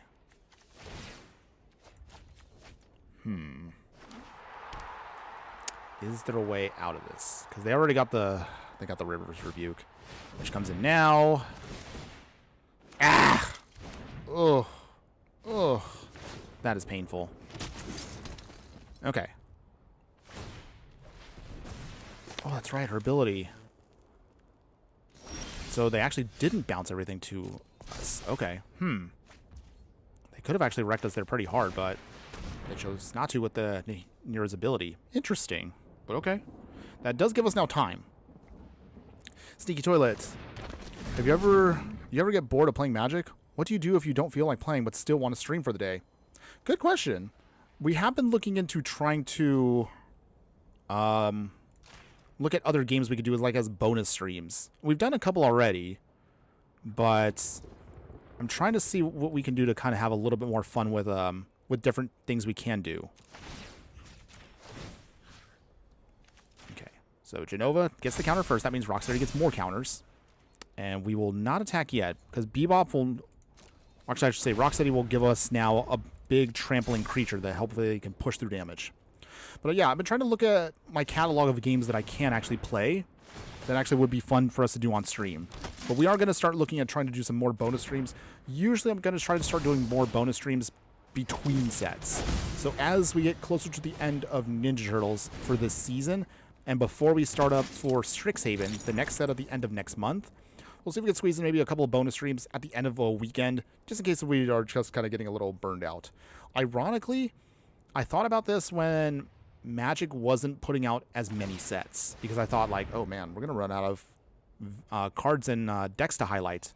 But because there's so many cards that even as you've seen me do streams and deck techs week to week and 2 live streams, I still can't keep up with every single card and everything I want to highlight at every single stream. I would literally have to do like daily content just to keep up with every single possibility of stuff we can do. And it's kind of annoying, actually. Ooh, fire magic. Okay. Opponents. Gets the fire magic in hand. They could blow away our plan. But until then, we will draw some cards here. I know I could save this technically for something else, but as you just see right here, we just got the Ouroboros. Okay, so I think we're set to get a win here. Okay. Ouroboros. Alright, we'll put counters on it. So now, this is our nice way to finish off our opponent here.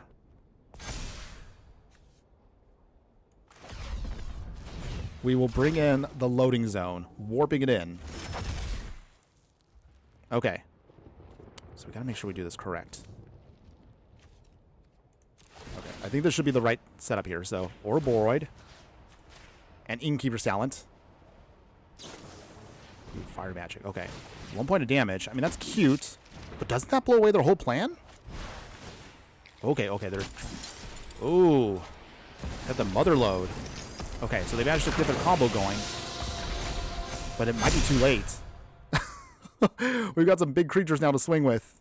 So let's see. What do we do here? Well, it's going to have to be Rocksteady. He's the only one that can swing. That can do some massive damage.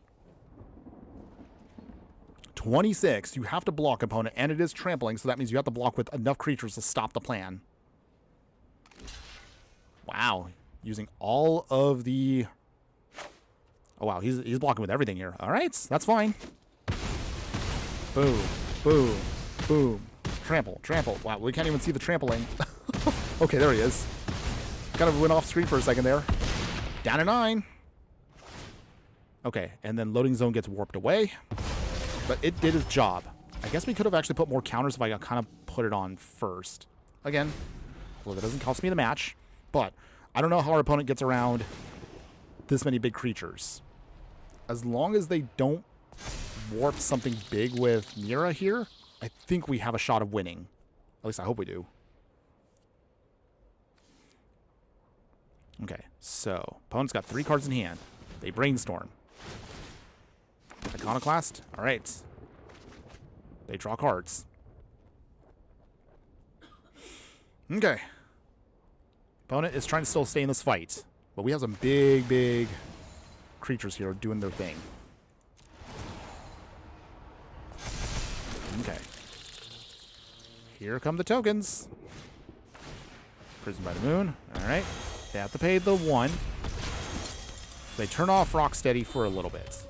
Just a little bit. Okay. Kind of wish we had a way to cast Haste right now, because Leatherhead would be the perfect answer here to stop us. Okay. So, how do we do this here? I think I have an idea, but we're going to need...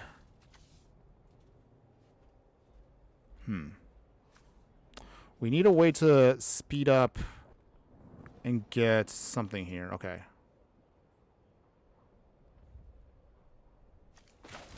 Play the Graveshifter. So.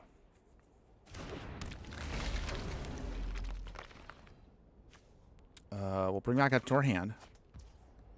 And then, let's see here.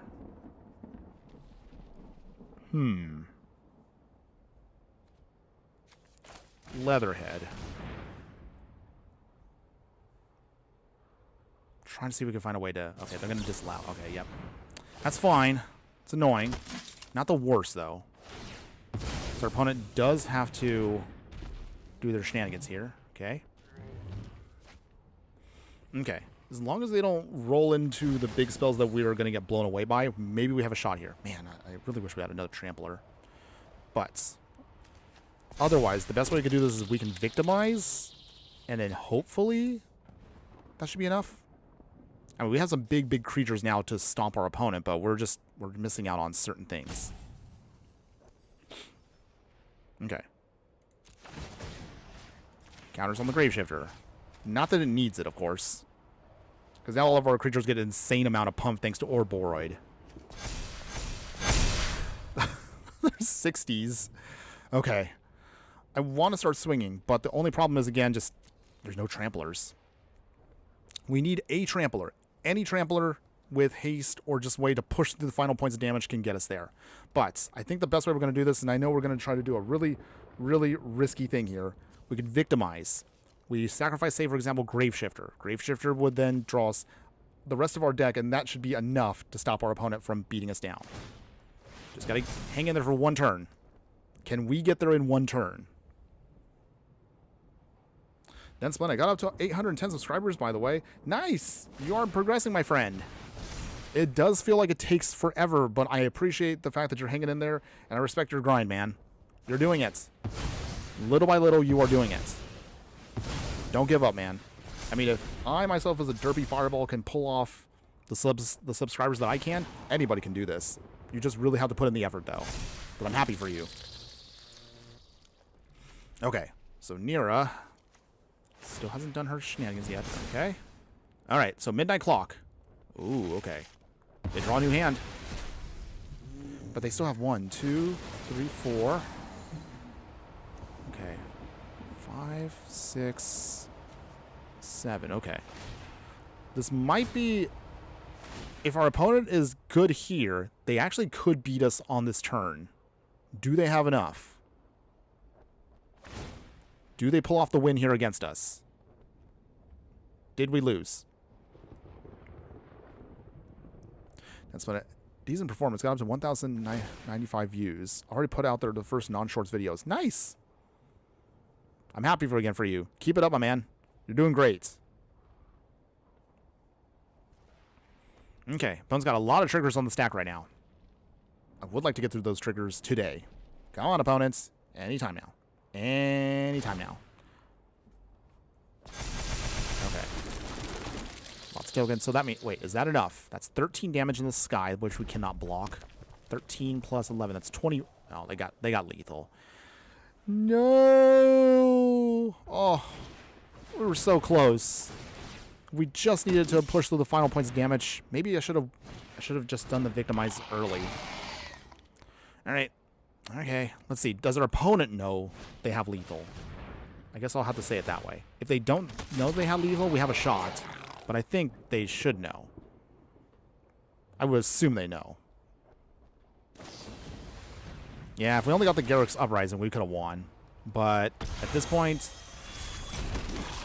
they bounce back our Orboroid. Not that we need that anymore. We have big creatures, but the problem was we just did not have a trampling enabler. Which I was hoping with Victimize was going to be able to pull off for us.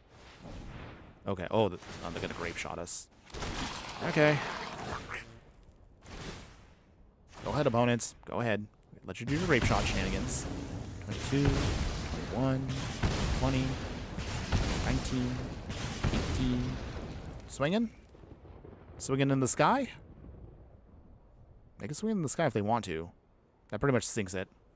If they know that right now and they just go big with the swing, then I'll concede. Alright. Oh, okay, they figured it out.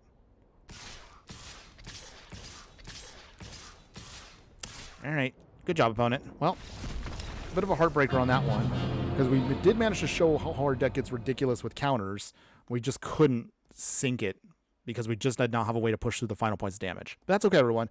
At least you kind of got to see a good running for the deck and what it's trying to do. Okay, so looking right now, we are getting close to the end of the stream as well, everyone. I do want to remind everyone that, so don't worry. We still got a little bit more ways to go, so we got a little bit more game time. However, if you do like what the content is showing off right here, if you like the deck, do not worry. There will be a link for the deck near the end of the stream, so I'll put that in for you guys. And if you do like any of the other content that we do, show some love and like, follow, and subscribe wherever you're watching the live stream. You can, of course, support me if you would like to. We do have a Patreon. That link is, of course, going to be located in the details below. Or, at the very least, for free, you can join part of our fiery friends on Discord. Again, all links will be located in the details below once we're done here. But yeah, as long as you're at least just checking out the streams and participating here, I appreciate that. Even if you're just lurking, thank you again for that, everyone. Your support will help keep this channel going.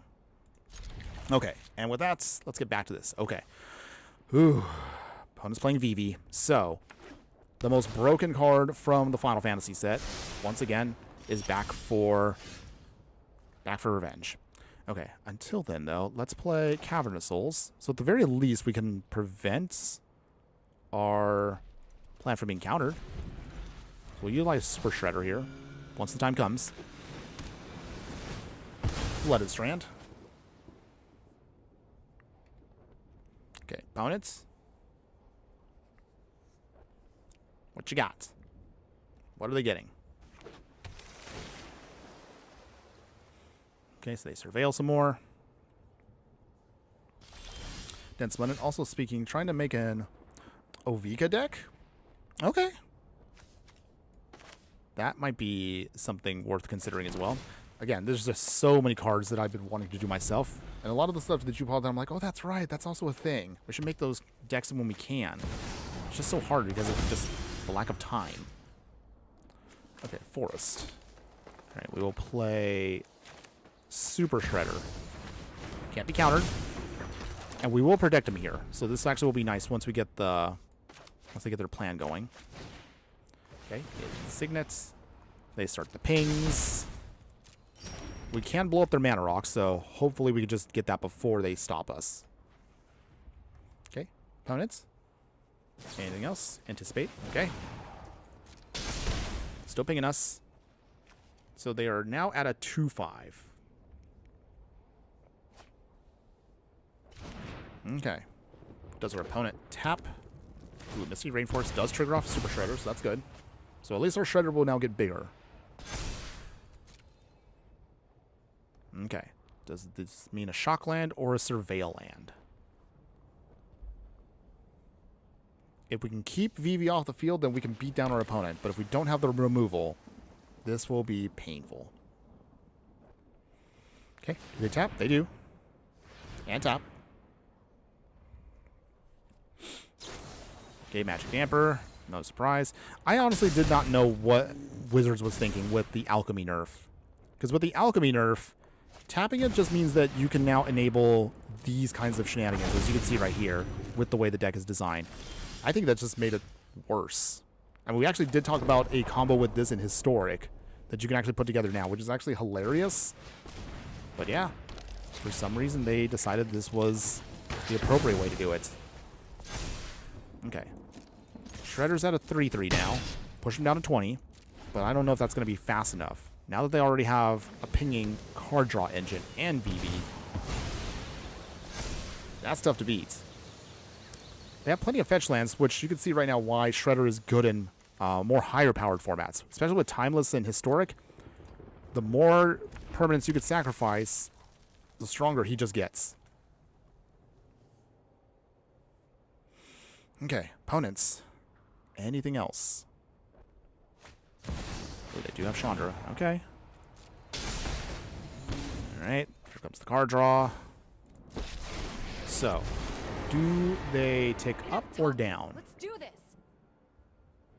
Again, another Chandra that's a little bit more niche. Definitely can be a good one if you know how to use the Chandra correctly. So they exile 5 cards. You'll never guess what I do Oh, next. Alchemy cards. Illuminating Lash. Does that cause us problems here? Right, as I figured, we'll then lose here. Okay, they draw a card. They won't know They get to resolve it. They go to our face. Ouch. Draw some more cards. Shredder does get bigger, though. Okay, is that an opponent? Nope. Got the swing in. 10 to 12. Okay, well, looking a little rough here. Overgrown Tomb.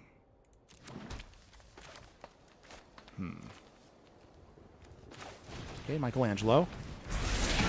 Next, a mutagen, which we could sack, put on the Shredder. That makes him still big. He's still a threat.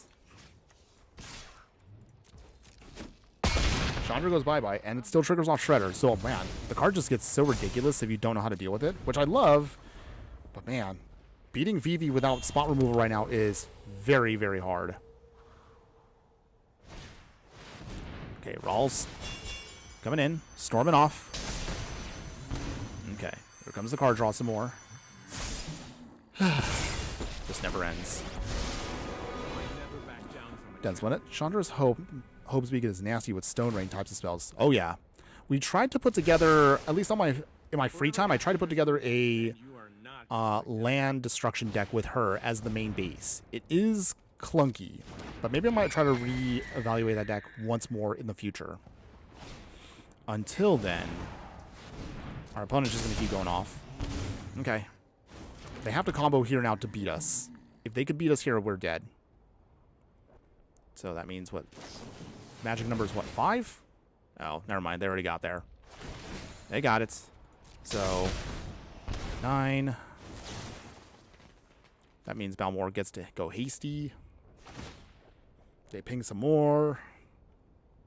Wonderful. Alright. Card draw keeps coming. Down to 8. And that's game. What a shame. Wow. The non-budget one is not looking as hot, but that's okay.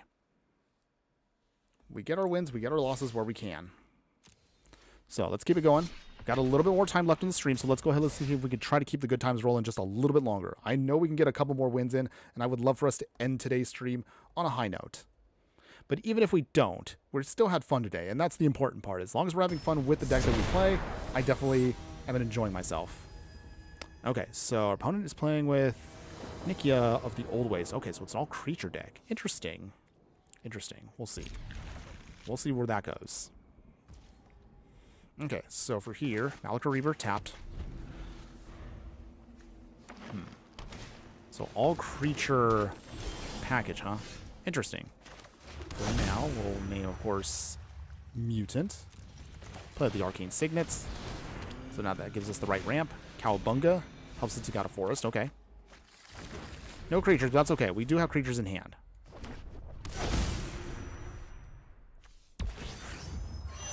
Okay. Okay, we got Rocksteady. That's good. For now, play Jenova. No value yet. That's fun. I'd say the proper way to have a Chandra is just having a way to get Torch of Defiance ultimate as fast as possible. The rest of the deck is removal. Yep. That does sound pretty solid. Oh, okay. So it's a... They name warriors. Interesting. Interesting. Okay. So let's see here.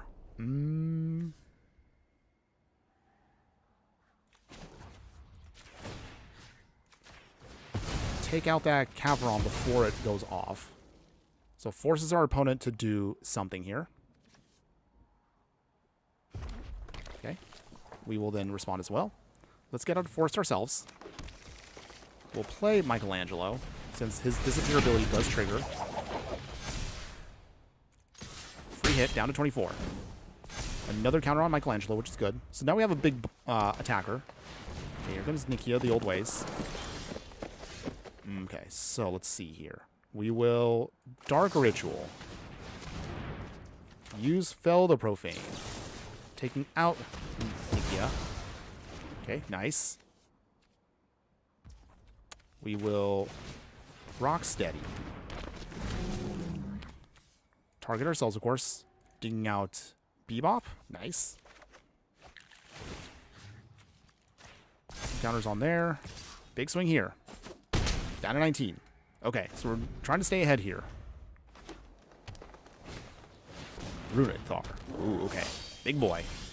Well, we can beat him down. That's not a problem for us. Let's see. How do we want to do this here? I guess, yeah.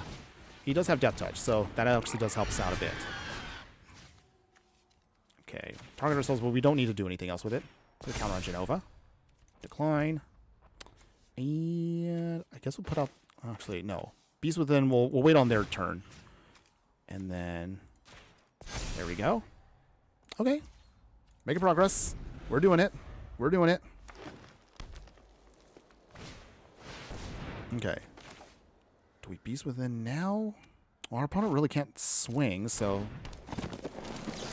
Beast Within. Taking out their commander again. We take 6 damage. That hurts, but small price to pay for now. Okay, Ruik. Okay. Oh, there's... Oh, wait, nope. Okay. So... Bebop blocks here. Gets that out of the way. Down. We don't get the trigger across with Jenova since it's not our turn, but that's okay. Not a huge deal. Turtle Van coming in. And then from here, Rocksteady gets more counters. Obviously, our opponent is not going to block with both of these, so that should be a free swing for us. There we go. And pass here. Okay, so that means now the Turtle Van can start putting counters on things. That should be good. Spirited Simulacrum. Okay. Interesting. So they get a free land off of that. So is it... Okay, so I know it's an Alchemy card, but it's like Solemn, but you can warp it. Interesting. Interesting card design, but okay. And they get another free card off of that. Okay, Squirreloids. Okay, well, we have a decent blocker for now. I guess it's nice. And then put another counter on Jenova. Let's see. Origin of Metal Bending. Okay, the Ward 2. Okay, Roaming Throne is down, so little by little we are breaking apart their whole game plan here. We'll crew 1. Start putting counters on stuff. Rocksteady goes bigger. All right, nice. Big swing here. Okay, progress. And there you go. The victory goes to us. Our opponent just couldn't stop our game plan. All right, our spot removal there helped us out a ton. Nice. Okay, so looking at the clock right now, everyone, I think we might have to cut it a little bit earlier than normal. So we're actually going to do one more game. Win or lose, this will be the final game for today's stream, everyone. And we appreciate all of you that have been here with us today. Don't worry, if you missed out on anything, the replay will be fully up across whichever place you do like to watch the content, whether you're watching on Instagram, X, Twitch, or YouTube. Our 4 main locations where you can see us on the weekends. But okay, let's see if we can get this going. Let's lock in. It's time to Yeah, all right, okay. Okay, so this actually looks pretty good here. We got the Yami Vaya, a Dark Ritual to ramp everything fast. So yeah, this looks pretty decent here. If we could time it right, this should be actually a pretty gnarly hand once we can actually speed up the process here. 7 mana for Leatherhead is expensive, but we have a Dark Ritual to speed that up. The only awkward part is the Yami Vaya does help out our opponent because they're in the right colors for it. So they probably might appreciate this, but we'll see. We'll see if we can get there. Let's see. Riveter's Overlooked. We'll get that going first. Let us get out a Swamp. So with Yami Vaya, it's 2. Dark Ritual can pump it out. Okay. So Yami Vaya, Hollow Merc Siege. Okay. Do we want card draw or... No, we probably should go aggro. Dan Splendid says he's got a joke for me. Well, what's the joke, my friend? Elder Fang? Okay. Opponent is trying to make us discard cards. Well... Ugh.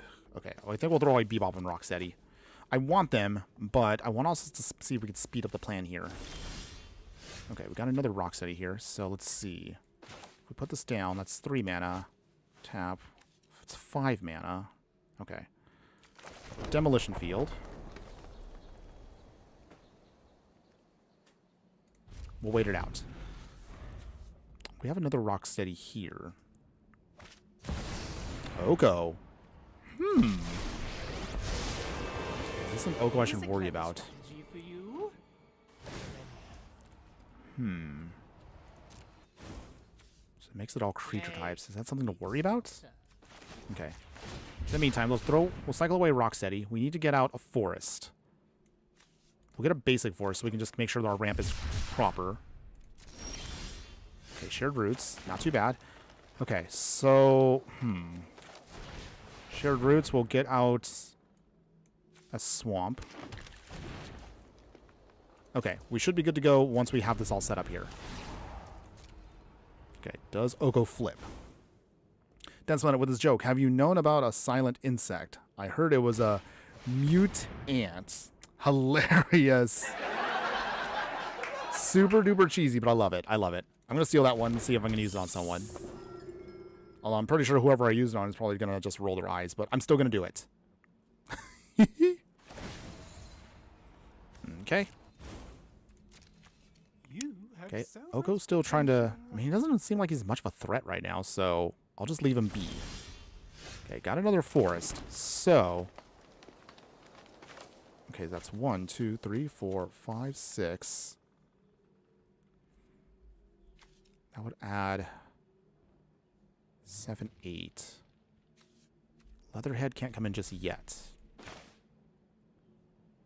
I'm going to try this now. No counters yet. Okay. If Jenova survives a turn here, then we can... Okay, so Oko ultimates. So now everything gets big. And win me my victory.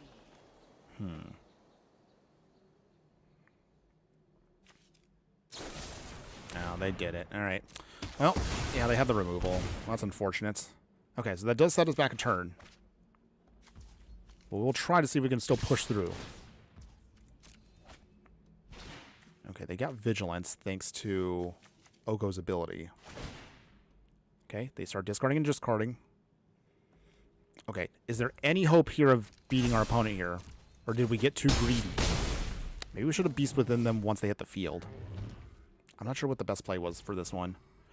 But, alright. I'm gonna try. So, let's see.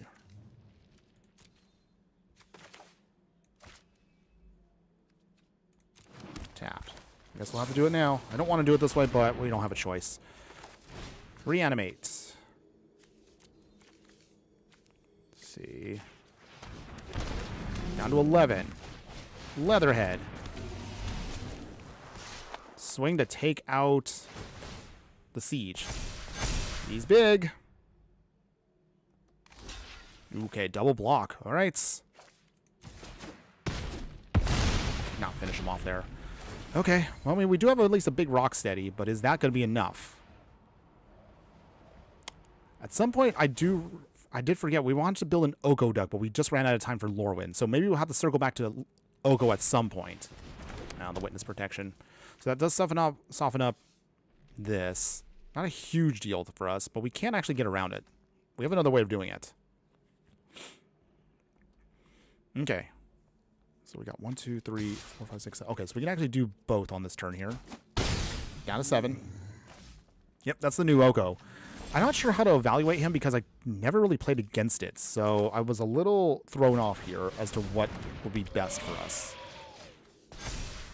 Okay, so swing here, take out Oko. Gets a counter on there. Oko down. So we're not dead. At least not yet. If we can get rid of the Witness Protection, which we can. We have a Beast Within and a Michelangelo.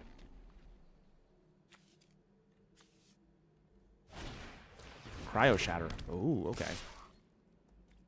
I mean, we can still block here. Still got 5. So we can't get through damage. We lose, though, our creature, but that's a small price to pay. Okay. Swamp. So here's how we do this. Mutagen token. Blow up the Witness Protection on our own. We then pump up Rocksteady. There we go. He's pretty much, at this point now, thanks to the ability here, he's unblockable. So he does unblockable 13 damage because Michelangelo's ability means that creatures can't be blocked by more than one creature, but if he's swinging with Hollow Merc, he gets Menace, making him unblockable with a goofy kind of counter here. Our opponent has to blow away Rocksteady here and now. If they don't, we win. Opponents. No blocks. Damage down to 3. Wow, down to the wire.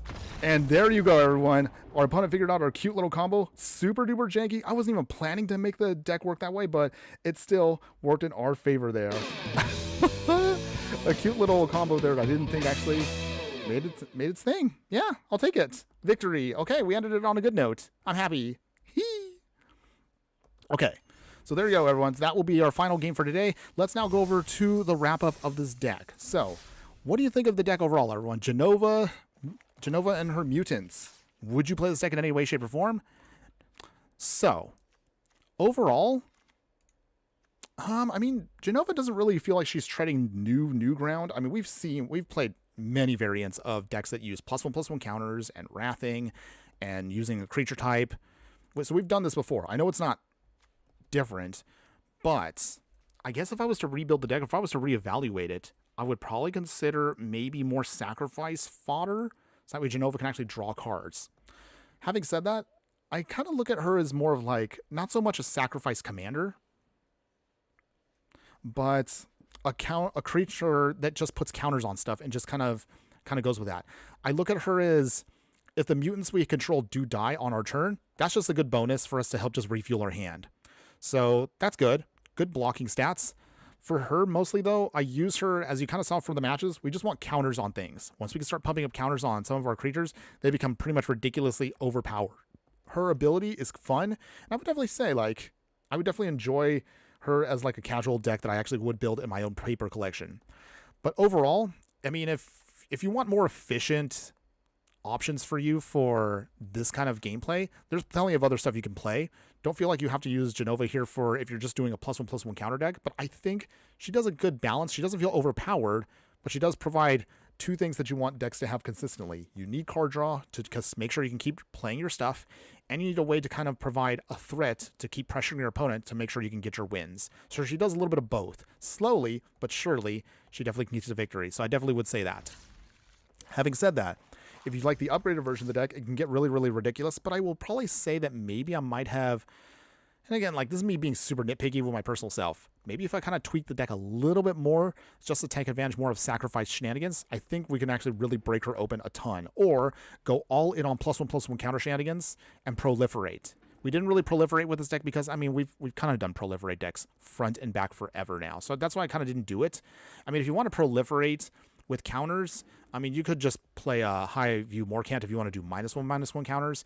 If you want to care more about just pumping everything up, you can do that as well. And there's one sub theme you can do with the deck. Not that I would recommend it unless you want to be that player. Yes, you can also play poison with this deck. Put in poison, add counters to that, then proliferate with those counters with +1/+1 counters, poison counters, and that's another alternate win con you can give the deck if you actually really want to make sure you can get something against your opponent. But that's just an FYI.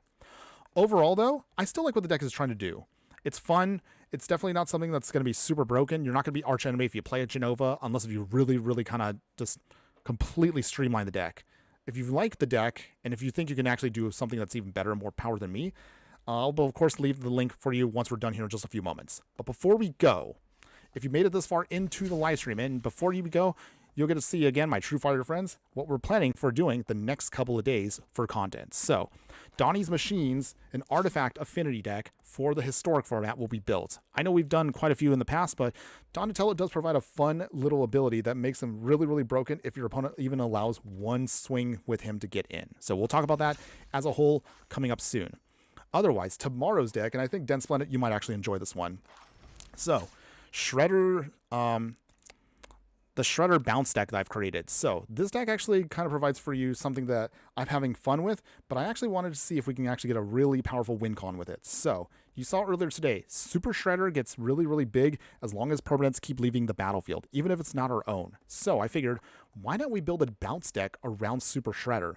So that's what we came up with here with this one. We'll do this one on a live stream, if not tomorrow, Sunday morning. So the whole deck is a Dimir bounce deck with Super Shredder as the win con to blast through our opponent. We pretty much control the board with everything, with rats, big spot removal, and discard and disruption until we can just annoy our opponent to make them lose the game. So that's going to be tomorrow, or again, Sunday's live streamed deck. So that's going to be coming soon. Otherwise, beyond that, we're still trying to figure out a build for Raphael. He's the final turtle we haven't built around yet, so we're going to try to see if we can make that work. LE Gamers, skunks are very disgusting when they spray. Yes, they are. Thanks again for joining us today. How are you doing today, my fire friend? Hopefully you're having a wonderful day wherever you're at, but I do apologize because we're going to be ending the stream in just a few minutes. I still appreciate you popping in just the same, though, so thanks again for stopping by. And then what was I going to say now? Oh, yeah, that's right.